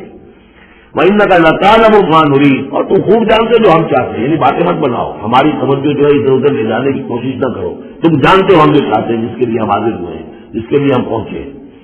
قَالَ لَوْ أَنَّ لِي بِكُمْ قُوَّةً، انہوں نے کہا کاش کہ میرے پاس تمہارے مقابلے کے لیے کوئی طاقت ہوتی، او آوی الی رکن شدید، یا وہ کوئی قلعہ ایسا ہوتا جس میں مضبوط میں جا کر پناہ لے لیتا اور تم سے اپنے آپ کو اور اپنے مہمانوں کو بچا لیتا۔ یہاں اصل میں حضور صلی اللہ علیہ وسلم کی ایک حدیث میں الفاظ آئے ہیں، یرحم اللہ لوطا لقد کان یاوی الی رکن شدید، اللہ تعالیٰ رحم فرمائے لوط پر، وہ ایک مضبوط قلعے میں تھے، اللہ تعالیٰ کی حفاظت انہیں حاصل تھی، لیکن یہ کہ اس وقت جو صورت بن گئی تھی ان کے لیے، جیسے جب جادوگروں نے جو اپنے انچر پھینکے تھے اور وہ بھی بن گئے تھے فرعون کے دربار میں، وہ بھی شکل اختیار کرنے کی انہوں نے سانپوں کی، تو حضرت موسیٰ پر بھی وقتی طور پر خوف طاری ہو گیا تھا۔ تو بدبنائے کبھی بشری خوف کا ہو جانا یہ کوئی نبوت کی عصمت کے منافی نہیں ہے۔ تو یہاں پر بھی اللہ تعالیٰ کی حفاظت تھی، اور جیسا کہ آیا فرشتوں نے پھر ذرا سا ایک ہاتھ ہلایا اور سب کے سب اندھے ہو گئے، وہ اس طرح کا معاملہ تفاصیل طرح میں ہے۔ قال لو ان لي بكم، لیکن جو حسرت کی کیفیت تھی اور جس طرح گیت میں ان کی جان اس وقت آئی تھی، اس کا تصور کیجئے، کاش کہ میرے پاس تمہارے مقابلے کے لیے طاقت ہوتی، اور آوی الی رکن شدید، یا کوئی ایسا ہوتا مضبوط مستحکم قلعہ جس میں جا کر میں پناہ لے لیتا۔ قالوا یا لوط انا رسول ربک، ان فرشتوں نے کہا ہے لوط گھبرائے نہیں، ہم آپ کے رب کے پیغامبر ہیں، بھیجے ہوئے ہیں، لن یصلوا الیک، یہ آپ تک پہنچ نہیں پائیں گے، آپ کو کوئی گدن نہیں پہنچا سکیں گے، آپ بالکل اطمینان رکھیں۔ فَأَسْرِ بِأَهْلِكَ بِقِطْعٍ مِنَ اللَّيْلِ، اور ابھی رات کا ایک حصہ جو باقی ہے اس میں آپ اپنے اہل کو لے کر، اپنے گھر والوں کو لے کر نکل جائیے اس بستی سے۔ وَلَا يَلْتَفِتْ مِنْكُمْ أَحَدٌ، اور کوئی بھی آپ میں سے پیچھے نہ دیکھے، پیچھے توجہ نہ کرے، پیچھے کی طرف کوئی خیال نہ آئے کہ ہمارے دوست تھے اور ہمارے یہ تھے اور ہمارے عزیز تھے، إِلَّا امْرَأَتَكَ، اور آپ کی بیوی بھی ساتھ نہیں جائے گی، وہ بھی یہی رہے گی۔ یہ دو بیویاں ہیں جلیل القدر پیغمبروں کی، جن کا ذکر پھر آئے گا بڑی وضاحت کے ساتھ سورہ تحریم میں، ایک حضرت نوح علیہ السلام کی بیوی اور ایک حضرت لوط کی بیوی، کہ یہ اگرچہ کہ کانتا تحت عبدین من عبادنا صالحین فخانتاہما فلم یغنیا عنہما من اللہ شیئا، اگرچہ وہ ہمارے دو بہت ہی نیک اور بہت ہی برگزیدہ بندوں کے تحت تھی، ان کے گھروں میں آباد تھی، لیکن یہ کہ انہوں نے خیانت کی، اور اس کے نتیجے میں یہ ہے کہ پھر وہ اللہ تعالیٰ کے عذاب سے ان کے شوہر انہیں بچا نہیں سکے، نہ حضرت نوح بچا سکے اپنی اس بیوی کو اور نہ حضرت لوط بچا سکے اپنی اس بیوی کو۔ الا امرأتک، سوائے آپ کی بیوی کے، انہ مصیبھا ما اصابہم، اس کے اوپر تو وہی مصیبت آ کر رہی ہے جو ان سب پر آنی ہے۔ ان موعدہم الصبح، اور دیکھیے ان کے وعدے کا وقت صبح کا ہے، صبح کو عذاب آ جائے گا۔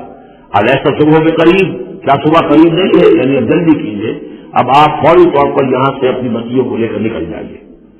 فلما جاء امرنا جعلنا عالیہا سافلہا، جب ہمارا حکم آ پہنچا ہم نے اس کے اونچے کو نیچا کر دیا، یعنی کسی بستی کو تلپٹ کیا جائے تو چھت نیچے ہو جائے گی اور جو بنیادیں اوپر آ جائیں گی، عالیہا سافلہا، الٹ کر دیا بستیوں کو۔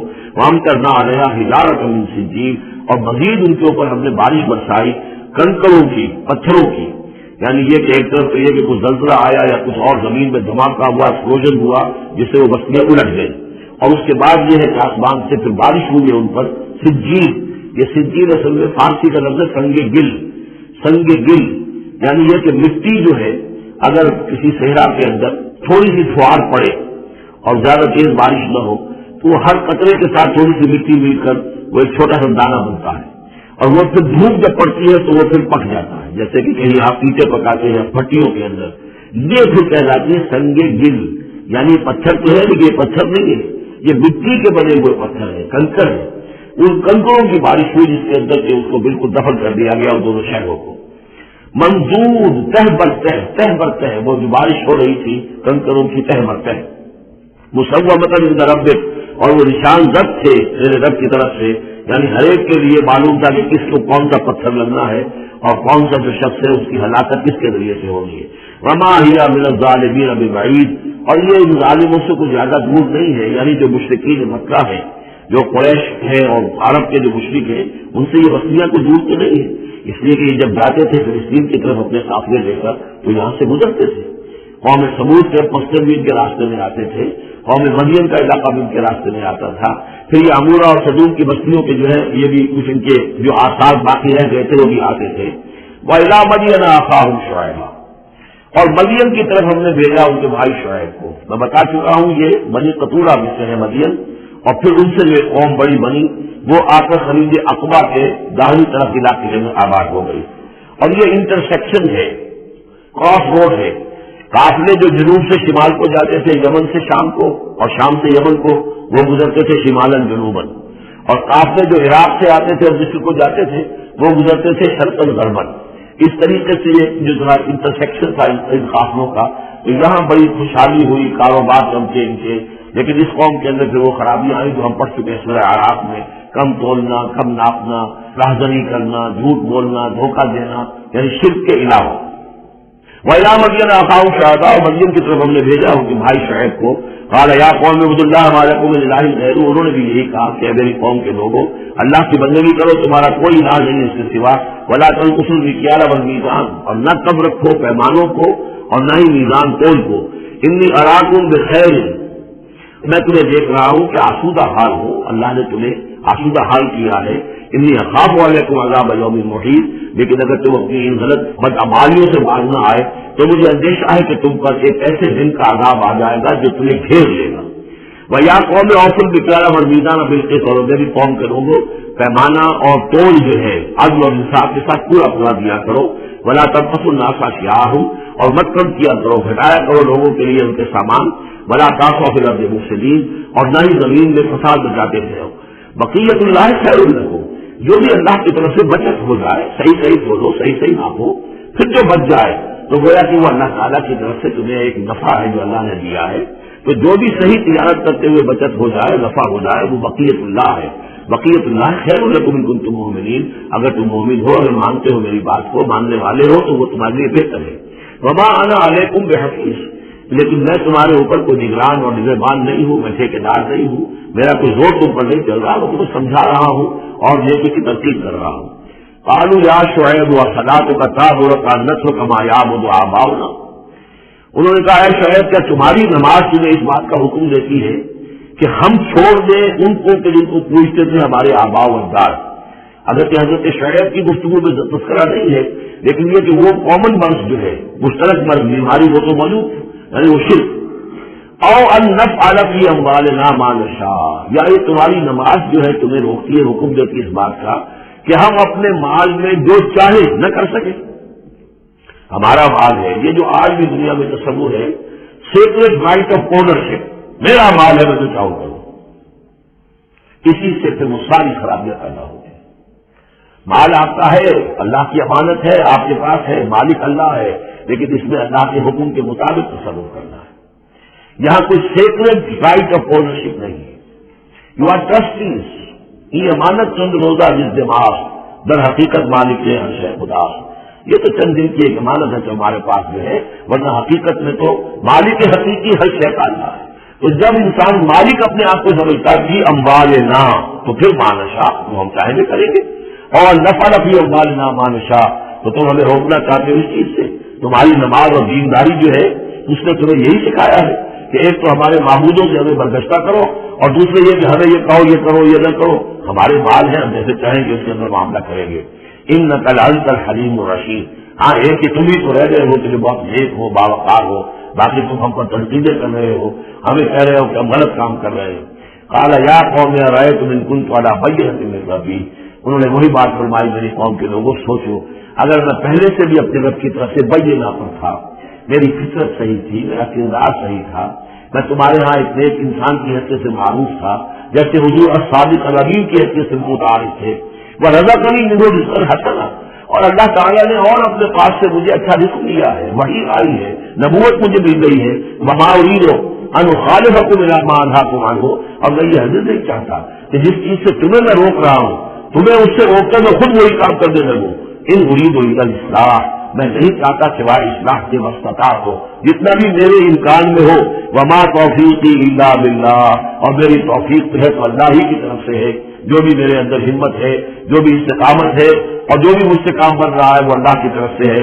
علیہ توکل، تو میں نے اسی پر توکل کیا ہے، وإلیہ انیب، اور اسی کی طرف میرا رجوع کرنا ہے۔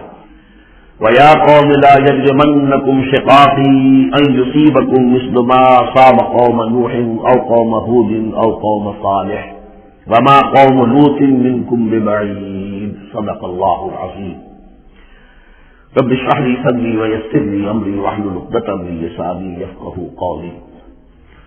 اللهم ربنا ألهمنا رشدنا وأعذنا من شرور أنفسنا، اللهم أرنا الحق حقا وارزقنا اتباعه وأرنا الباطل باطلا وارزقنا اجتنابه۔ اللهم ربنا آنس وحشتنا في قبورنا وارحمنا بالقرآن العظيم، اللهم اجعله لنا إماما ونورا وهدى ورحمة، اللهم ذكرنا منه ما نسينا وعلمنا منه ما جهلنا، وارزقنا تلاوته آناء الليل وآناء النهار، واجعله لنا حجة يا رب العالمين، آمين۔ رمضان مبارک کا پہلا عشرہ مکمل ہو جانا آپ سب حضرات کو مبارک ہو۔ آج کی شب سے دوسرا عشرہ شروع ہو رہا ہے۔ پہلے عشرے کو حضور نے عشرہ رحمت قرار دیا ہے اور یہ عشرہ مغفرت ہے۔ سورہ ہود کے 8ویں رکوع میں جو مضمون چل رہا تھا، حضرت شعیب علیہ السلام اور ان کی قوم کے مابین جو رد و قضا کی تفصیل بیان ہو رہی تھی، اس میں ایک اہم نقطہ آیا ہے، وَيَا قَوْمِ لَا يَجْرِمَنَّكُمْ شِقَاقِي، اور دیکھو اے میری قوم کے لوگوں، تمہیں میری دشمنی، میرا ذاتی بغض اس بات پر آمادہ نہ کر دے کہ تمہارا وہ انجام ہو جائے ان یصیبکم مثل ما اصاب قوم نوح، کہ تم پر بھی وہی عذاب آئے اللہ کا جیسا کہ آیا تھا قوم نوح پر، او قوم ہود، یا جو آیا تھا قوم ہود پر، او قوم صالح، یا جو آیا تھا قوم صالح پر، وما قوم لوط منکم ببعید، اور قوم لوط تو تم سے زیادہ دور بھی نہیں۔ یہ چار جو ہے قوموں کے اوپر عذاب آ چکا تھا حضرت شعیب علیہ السلام کی قوم پر عذاب آنے سے پہلے، حضرت نوح، حضرت ہود، حضرت صالح، اور جہاں جن شہروں تک حضرت لوط علیہ السلام بھیجے گئے، یعنی سدوم اور عمورہ کی بستیاں۔ اور یہ جو بستیاں تھیں دونوں جن پر عذاب آیا ہے، بعید ہونے کا معاملہ ان کا دونوں اعتبار سے ہے، زمانی اعتبار سے بھی، مکانی اعتبار سے بھی۔ جغرافیے میں بھی ہم نے دیکھ لیا کہ خلیج عقبہ کے مشرقی ساحل کے ساتھ جو ہے علاقہ جو ہے یہ تھا کہ جو اصحاب مدین کا ہے، جن میں شعیب بھیجے گئے، ان سے ذرا ہٹ کر مشرق میں جو ہے بحیرہ بردار ہے، اور بحیرہ بردار کے ساحل کے اوپر یہ شہر آباد تھے۔ تو جغرافیائی اور زمینی اعتبار سے بھی فاصلہ نہیں ہے، زمانی اعتبار سے بھی زیادہ فاصل نہیں ہے۔ اور اگرچہ بعض لوگوں کا خیال یہ ہے کہ حضرت موسیٰ علیہ السلام جب مدین گئے تھے، مصر سے اپنی جان بچا کر نکلے تھے، تو پھر وہاں جس شیخ کے پاس وہ رہے ہیں اور جس کی بیٹی سے انہوں نے شادی کی ہے، اس کے بارے میں لوگوں نے یہ خیال ظاہر کیا کہ وہ حضرت شعیب تھے۔ مجھے اس سے سختی سے اختلاف ہے، مجھے ان لوگوں کی رائے سے اتفاق ہے جو سمجھتے ہیں کہ یہ ممکن ہی نہیں ہے۔ حضرت شعیب کی قوم کے اوپر جو عذاب آ چکا تھا، اس کے بعد جو لوگ بچے کچے وہاں آباد تھے، ان میں کوئی نیک آدمی تھا کہ جس کے پاس حضرت موسیٰ علیہ السلام کا جانا ہوا ہے۔ لیکن یہ جو بارہ اتنا فصل کوئی ہزاروں برس کا نہیں ہے، ان کے مابین سینکڑوں برس کا بھی شاید نہ ہو، قریب کا ہے معاملہ، زمانی اعتبار سے بھی اور زمینی اعتبار سے بھی۔ اب جو نقطہ اس میں اہم ہے وہ یہ ہے کہ بسا اوقات کسی شخص کو کسی داعی حق سے ذاتی پرخاش ہوتی ہے، وہ ذاتی بغض ہے، وہ ذاتی دشمنی ہے، کسی سبب سے ہے، اس کے نفسیاتی اسباب ہو سکتے ہیں اور بہت سے اسباب ہو سکتے ہیں، اور صرف ایک ذاتی پرخاش کی وجہ سے وہ اس کی دعوت کو رد کرتا ہے، اس کی مخالفت پر کمر بستہ ہو جاتا ہے، اس کی دشمنی اختیار کرتا ہے۔ نتیجہ کیا ہے؟ اس کا کچھ نہیں بگاڑتا، اپنے آپ کو برباد کر دیتا ہے، اپنی تباہی کو دعوت دیتا ہے۔ تو اے میری قوم کے لوگوں، میری زدم زدہ میں تم کہیں اس انجام سے دو چار نہ ہو جانا، ایسا نہ ہو کہ میرا بغض اور میری عداوت جو ہے وَيَا قَوْمِ لَا يَجْرِمَنَّكُمْ شِقَاقِي أَن يُصِيبَكُم مِّثْلُ مَا أَصَابَ قَوْمَ نُوحٍ أَوْ قَوْمَ هُودٍ أَوْ قَوْمَ صَالِحٍ وَمَا قَوْمُ لُوطٍ مِّنكُم بِبَعِيدٍ وَاسْتَغْفِرُوا رَبَّكُمْ، اور دیکھو استغفار کرو اپنے رب سے، ثم توبوا الیہ، پھر اس کی طرف رجوع کرو، اس کی طرف آگے بڑھو، اس کی اطاعت کرو، اس کی فرمانبرداری کرو۔ ان ربی رحیم ودود، یقیناً میرا رب رحیم بھی ہے، ودود بھی ہے، محبت فرمانے والا ہے۔ قالوا یا شعیب ما نفقہ کثیرا مما تقول، ان کا کہ اے شعیب تم جو کچھ کہتے ہو اس کی اکثر بات تو ہماری سمجھ میں نہیں آتی، کیا کہہ رہے ہو تم؟ یعنی یہ کہ ذہنوں کے سانسے اتنے بگڑ گئے ہوتے ہیں کہ سیدھی بات انہیں ٹھیک بیٹھتی نہیں۔ ما نفقہ کثیرا مما تقول وَإِنَّا لَنَرَاكَ فِينَا ضَعِيفًا، ہم تو یہ دیکھ رہے ہیں کہ تم ہمارے اندر کوئی طاقتور آدمی نہیں ہو، کمزور سے آدمی ہو، ہم تو دیکھتے ہیں کہ تمہارے پاس میں قوت نہیں ہے۔ وَلَوْلَا رَحْمَتُكَ، اگر نہ ہوتا تمہارا خاندان، لَرَجَمْنَاكَ، تو ہم تجھے کبھی کا سنسار کر چکے ہوتے۔ اب یہ بات بہت اہم ہے اس وقت، اصل میں یہ جو صورت مکی نازل ہو رہی ہے، جو حضور کی دعوت اور تحریک جس دور سے گزر رہی تھی اور جو کچھ ہو رہا تھا، وہ اس کا ایک عکس سابقہ انبیاء اور رسول کے حالات میں بھی جو ہے تو اسی دور کی مناسبت سے وہی باتیں نمایاں کی جاتی ہیں۔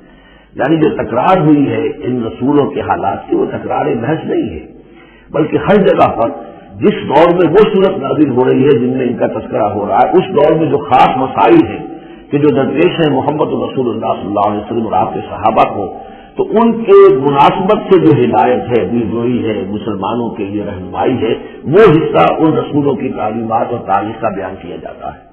اب یہاں مکے میں بھی شکل یہ ہو چکی تھی کہ بقیہ سب قریش جو ہیں وہ حضور کے خلاف جو ہے سخت غیظ اور غضب کے اندر مبتلا تھے، لیکن چونکہ حضور کے چچا ابو طالب یہ خاندان بنی ہاشم کے سردار تھے اور انہیں ذاتی محبت تھی، وہ چاہے ایمان نہیں لائے حضور پر صلی اللہ علیہ وسلم، لیکن ذاتی محبت انہیں اتنی تھی کہ انہوں نے آخری وقت تک سپورٹ کیا ہے۔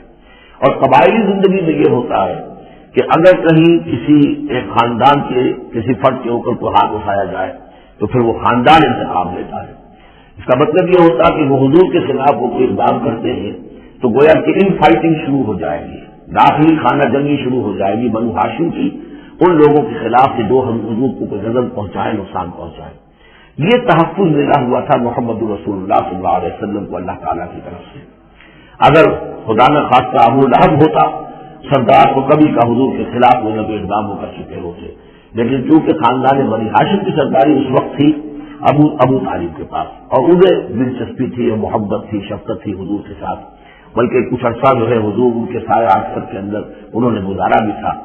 اس وجہ سے تو یہ نقشہ دکھایا جا رہا ہے کہ آج قریش کے مقابلے میں جس طریقے سے کہ بنو ہاشم کی سپورٹ اور حفاظت جو ہے وہ حضور کے لیے اللہ تعالیٰ نے اسے قلعہ بنا دیا ہے، یہی معاملہ اس وقت تھا کہ حضرت شعیب کا بھی خاندان ان کا پشت بنا تھا۔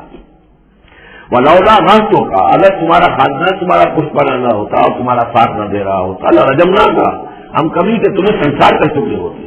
وما انت علینا بعزیز، اور ذاتی طور پر تم ہم پر کو بھاری نہیں ہو، تو تمہاری کوئی حیثیت نہیں ہے۔ قال یا قوم رحمتی اعوذ علیکم من اللہ، انہوں نے کہا اے میری قوم کے لوگوں، کیا میرا یہ خاندان تم پر زیادہ بھاری ہے اللہ سے؟ میرا کچھ بنا تو حقیقت اللہ ہے، تم اللہ سے نہیں کرتے، میرے خاندان سے کرتے ہو۔ رحمتی اعوذ علیکم من اللہ واتخذتموہ وراءکم ظہریا، اللہ کو تو تم نے اپنی پیٹھوں کے پیچھے پھینکا ہوا ہے، بلایا ہوا ہے۔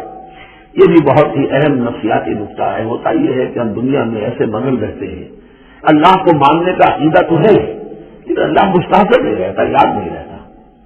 یہ ہمارا پورا دنیا کا کاروبار چل رہا ہے، کاز اینڈ ایفیکٹ، علل ہیں، اسباب ہیں، ان کے نتائج نکل جاتے ہیں، تو جو کاز اینڈ ایفیکٹ کا جو سلسلہ چل رہا ہے ہم اس میں اتنے گم ہوتے ہیں کہ مسبب الاسباب جو ہے وہ نگاہوں کے سامنے رہ جائیں گے۔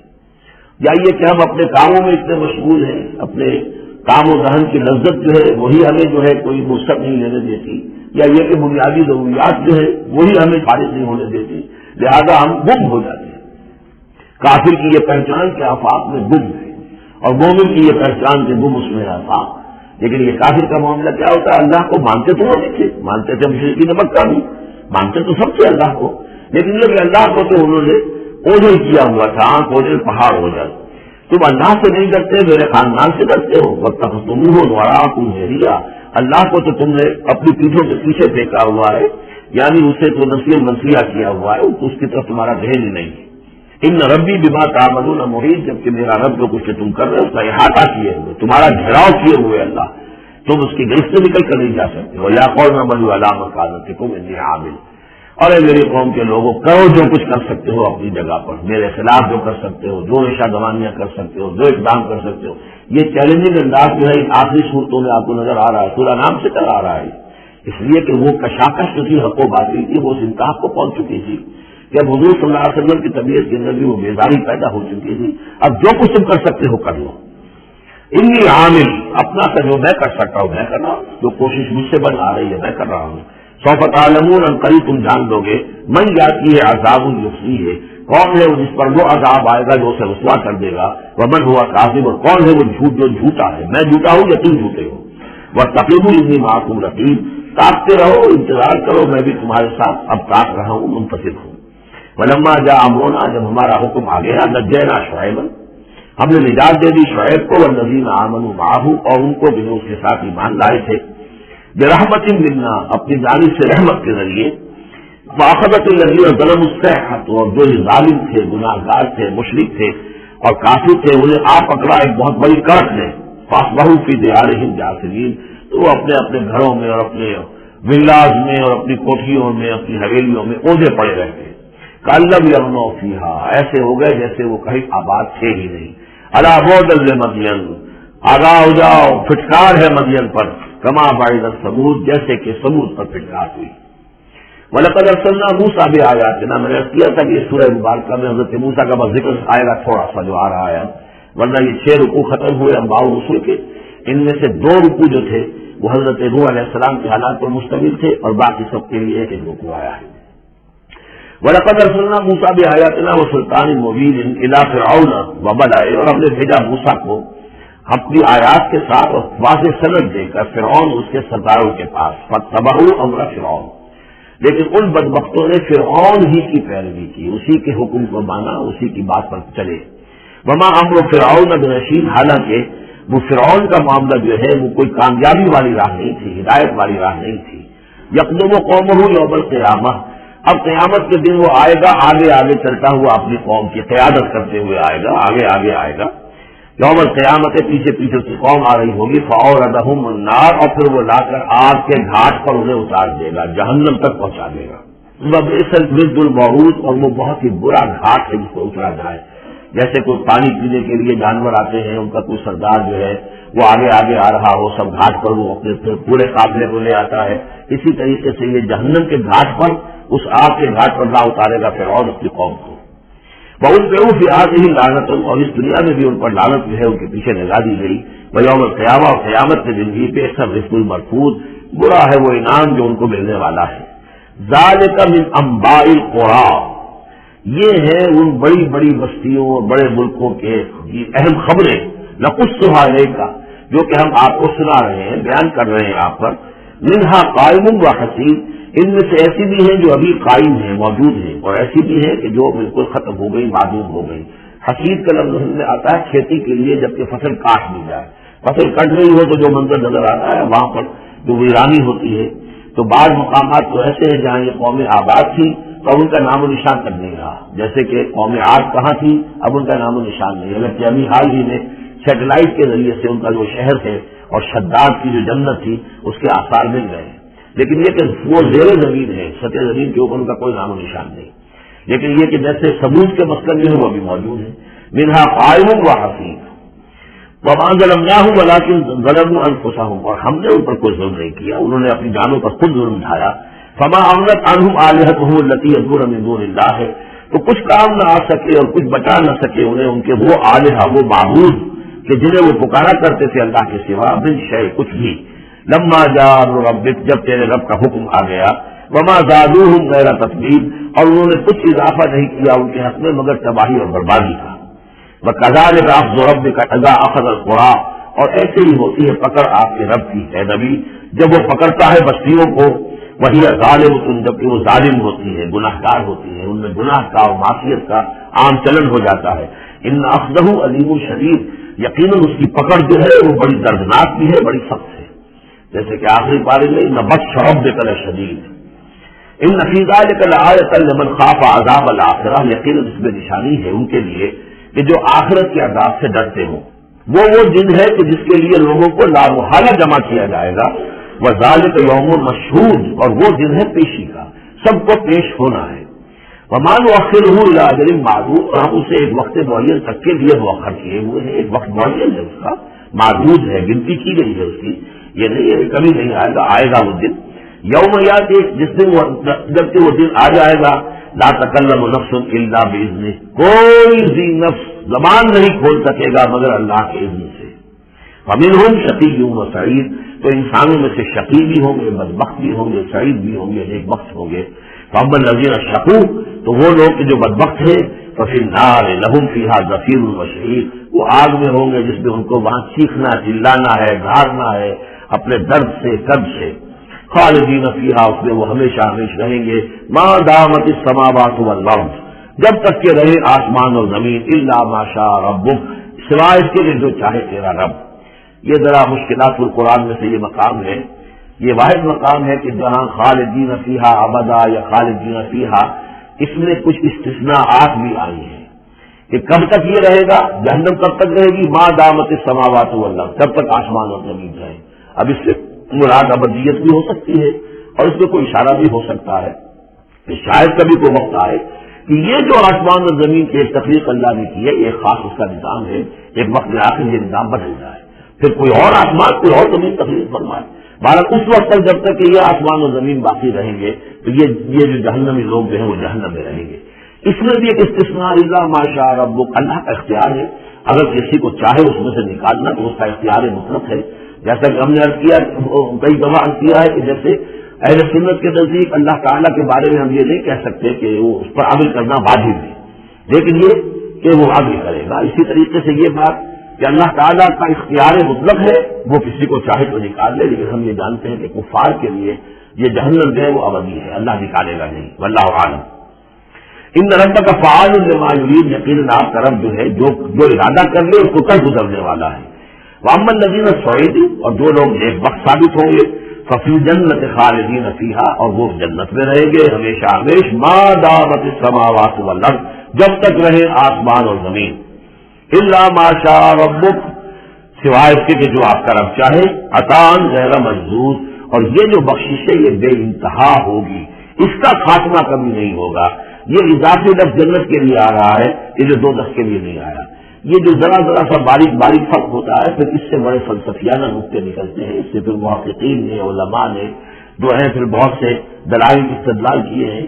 چنانچہ حافظ ابن تیمیہ رحمہ اللہ اور شیخ ابن عربی دونوں کی ایک رائے ہے جو اہل سنت کا جو عام اجماعی عقیدہ ہے اس سے مختلف ہے۔ اہل سنت کا اجماعی عقیدہ یہ ہے کہ جنت اور دوزخ دونوں ابدی ہیں، ہمیشہ ہمیشہ ہمیشہ ہمیشہ، کوئی خطاب نہیں ہے نہ جنت کا نہ دوزخ کا۔ لیکن امام ابن تیمیہ رحمہ اللہ اور شیخ اکبر جو صوفیاء کے ہیں، شیخ ابن عربی، اگرچہ دونوں میں بڑی بوجھ ہے بہت سی چیزوں کے اندر، اور امام ابن تیمیہ جو ہے وہ بہت ہی سخت تنقید کرتے ہیں اور سخت الفاظ استعمال کرتے ہیں شیخ ابن عربی کے لیے، محی الدین ابن عربی، لیکن یہ کہ اس معاملے میں ان دونوں کی رائے ایک ہے، اور وہ یہ ہے کہ جنت تو ابدی ہے، دوزخ ابدی نہیں ہے۔ ایک وقت آئے گا، چاہے وہ ارب سال کے بعد آئے، وہ ابد ہمارے اعتبار سے ابدی ہو، ہمارے اعتبار سے انفائنائٹ ہوگا، لیکن یہ کہ ایک وقت آئے گا کہ جہنم ختم ہو جائے گی، یہ ان کی رائے ہے، واللہ اعلم۔ فلا تکو فی مریۃ مما یعبد ہؤلاء، تو تمہیں کوئی شک نہ رہے ان چیزوں کے بارے میں جن کو یہ لوگ پوچھ رہے ہیں۔ ما یعبدون الا کما یعبد آباؤہم، نہیں پوچھ رہے یہ مگر ایسے ہی جیسے کہ ان کے آباء و اجداد پوچھتے رہے من قبل، اس سے پہلے۔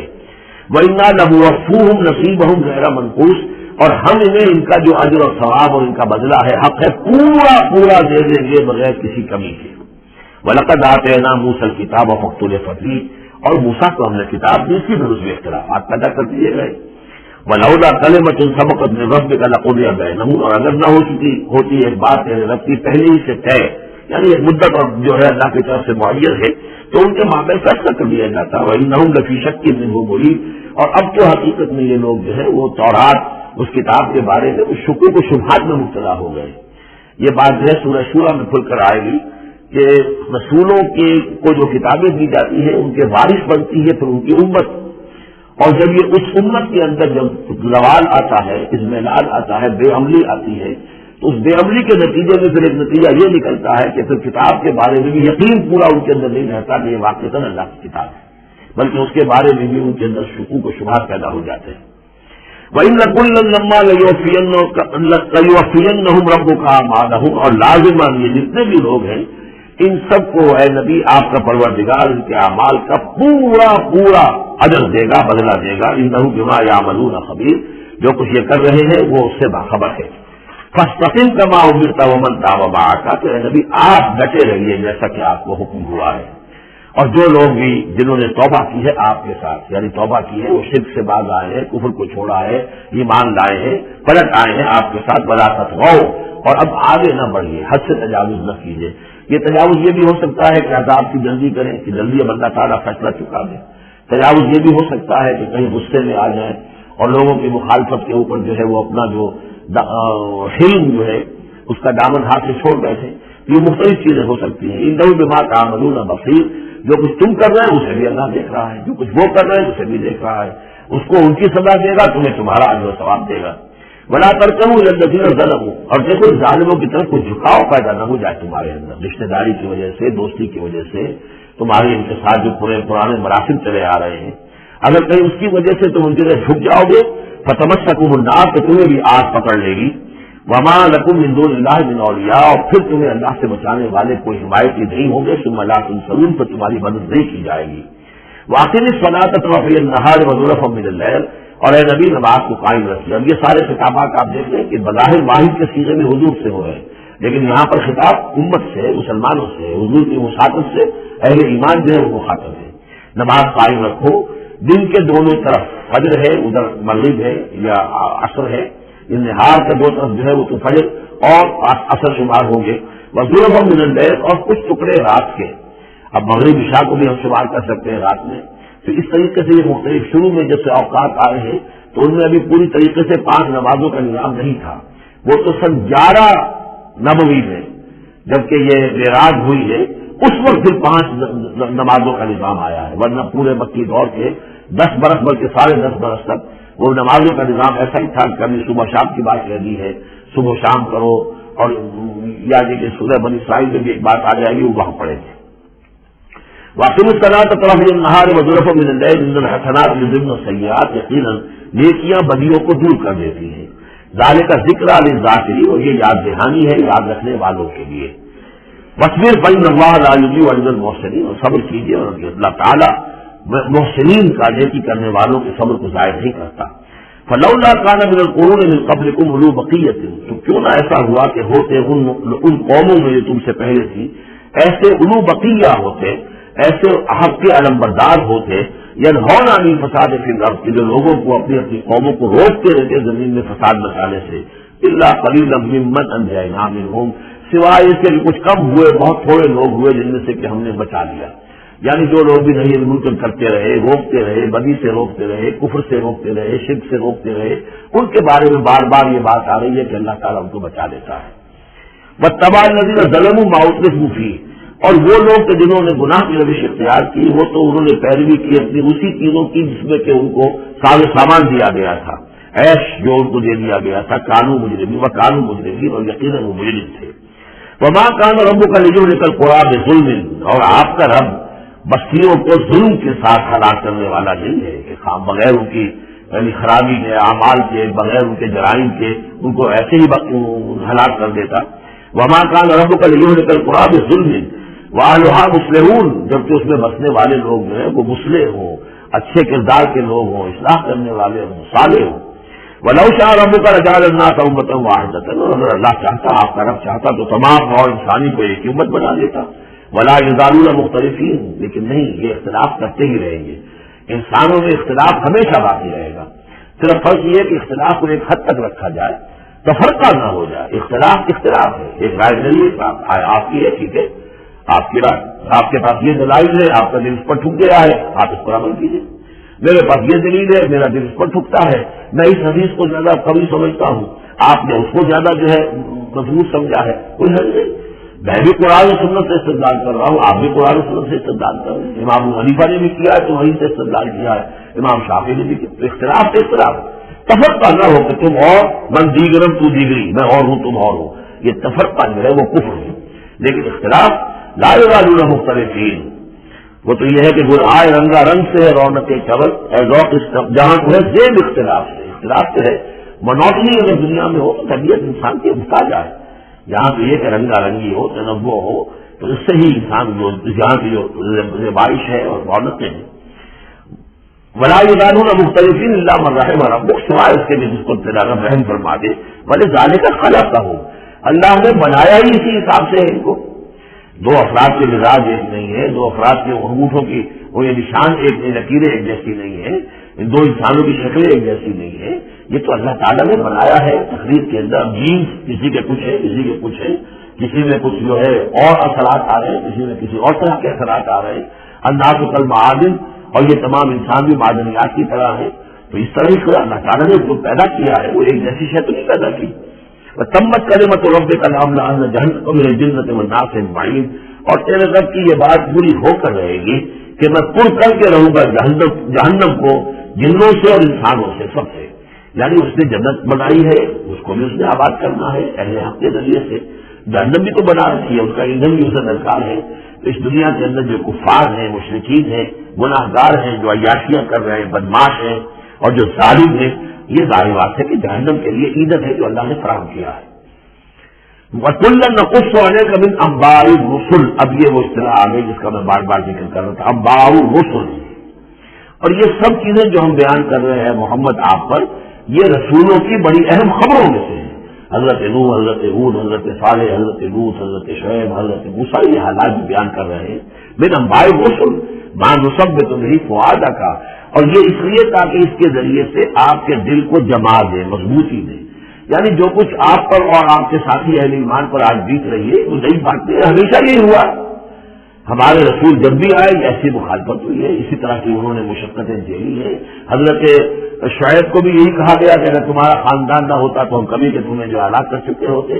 تو اگر اسی صورت سے آج ہے محمد صلی اللہ علیہ وسلم آپ دو چار ہیں, تو یہ کوئی نئی بات نہیں ہے. یہ تو گویا کہ اس راستے کے یہ تو لازمی جو ہے اس کے حالات ہیں. تو اس سے یہ کہ دل کو تثبیت ہوتی ہے کہ بالآخر کامیاب کون ہوا. آیا حضرت شعیب کی قوم کامیاب ہوئی یا حضرت شعیب کامیاب ہوئی؟ تو بالآخر کامیابی ہے نبی آپ کی اور آپ کے ساتھیوں کی ہے.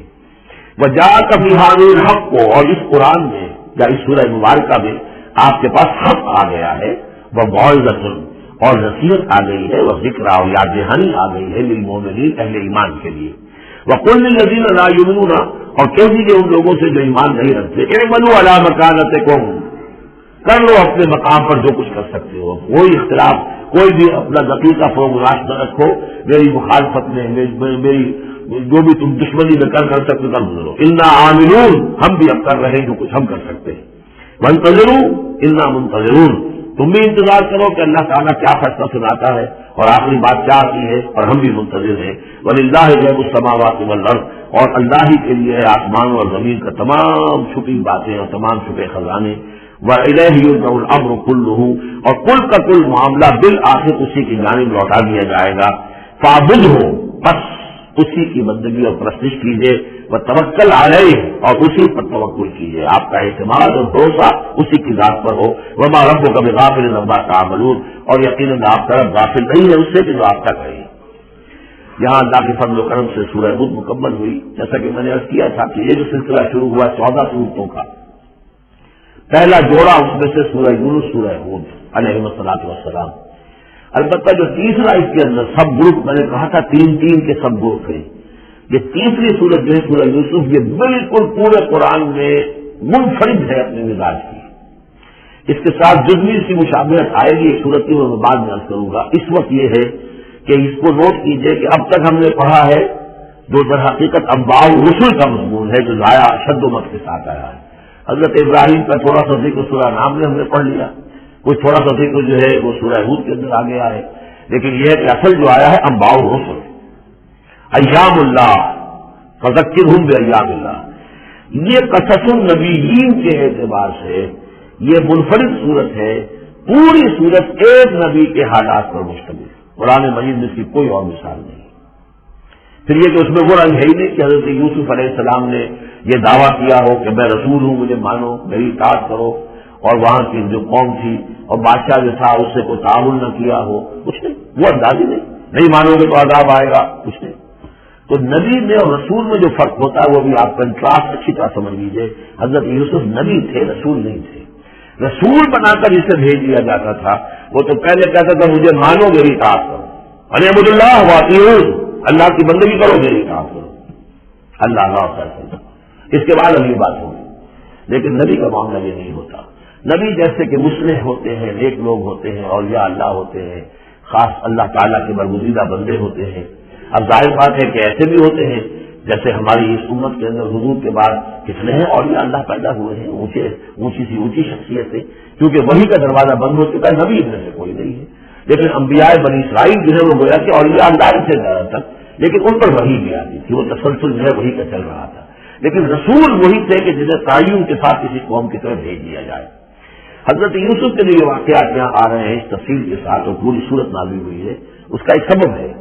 میں نے آپ سے عرض کیا تھا کہ یہ جو آخری دور تھا مکی، آپ کے خیال میں مکہ کے دور کا، زمانے کا، تو اس میں یہ کہ چیزیں پہنچ چکی تھی مدینے میں بھی خبریں، اور مدینے میں اہل کتاب کے یہود کے کان کھڑے ہو گئے تھے.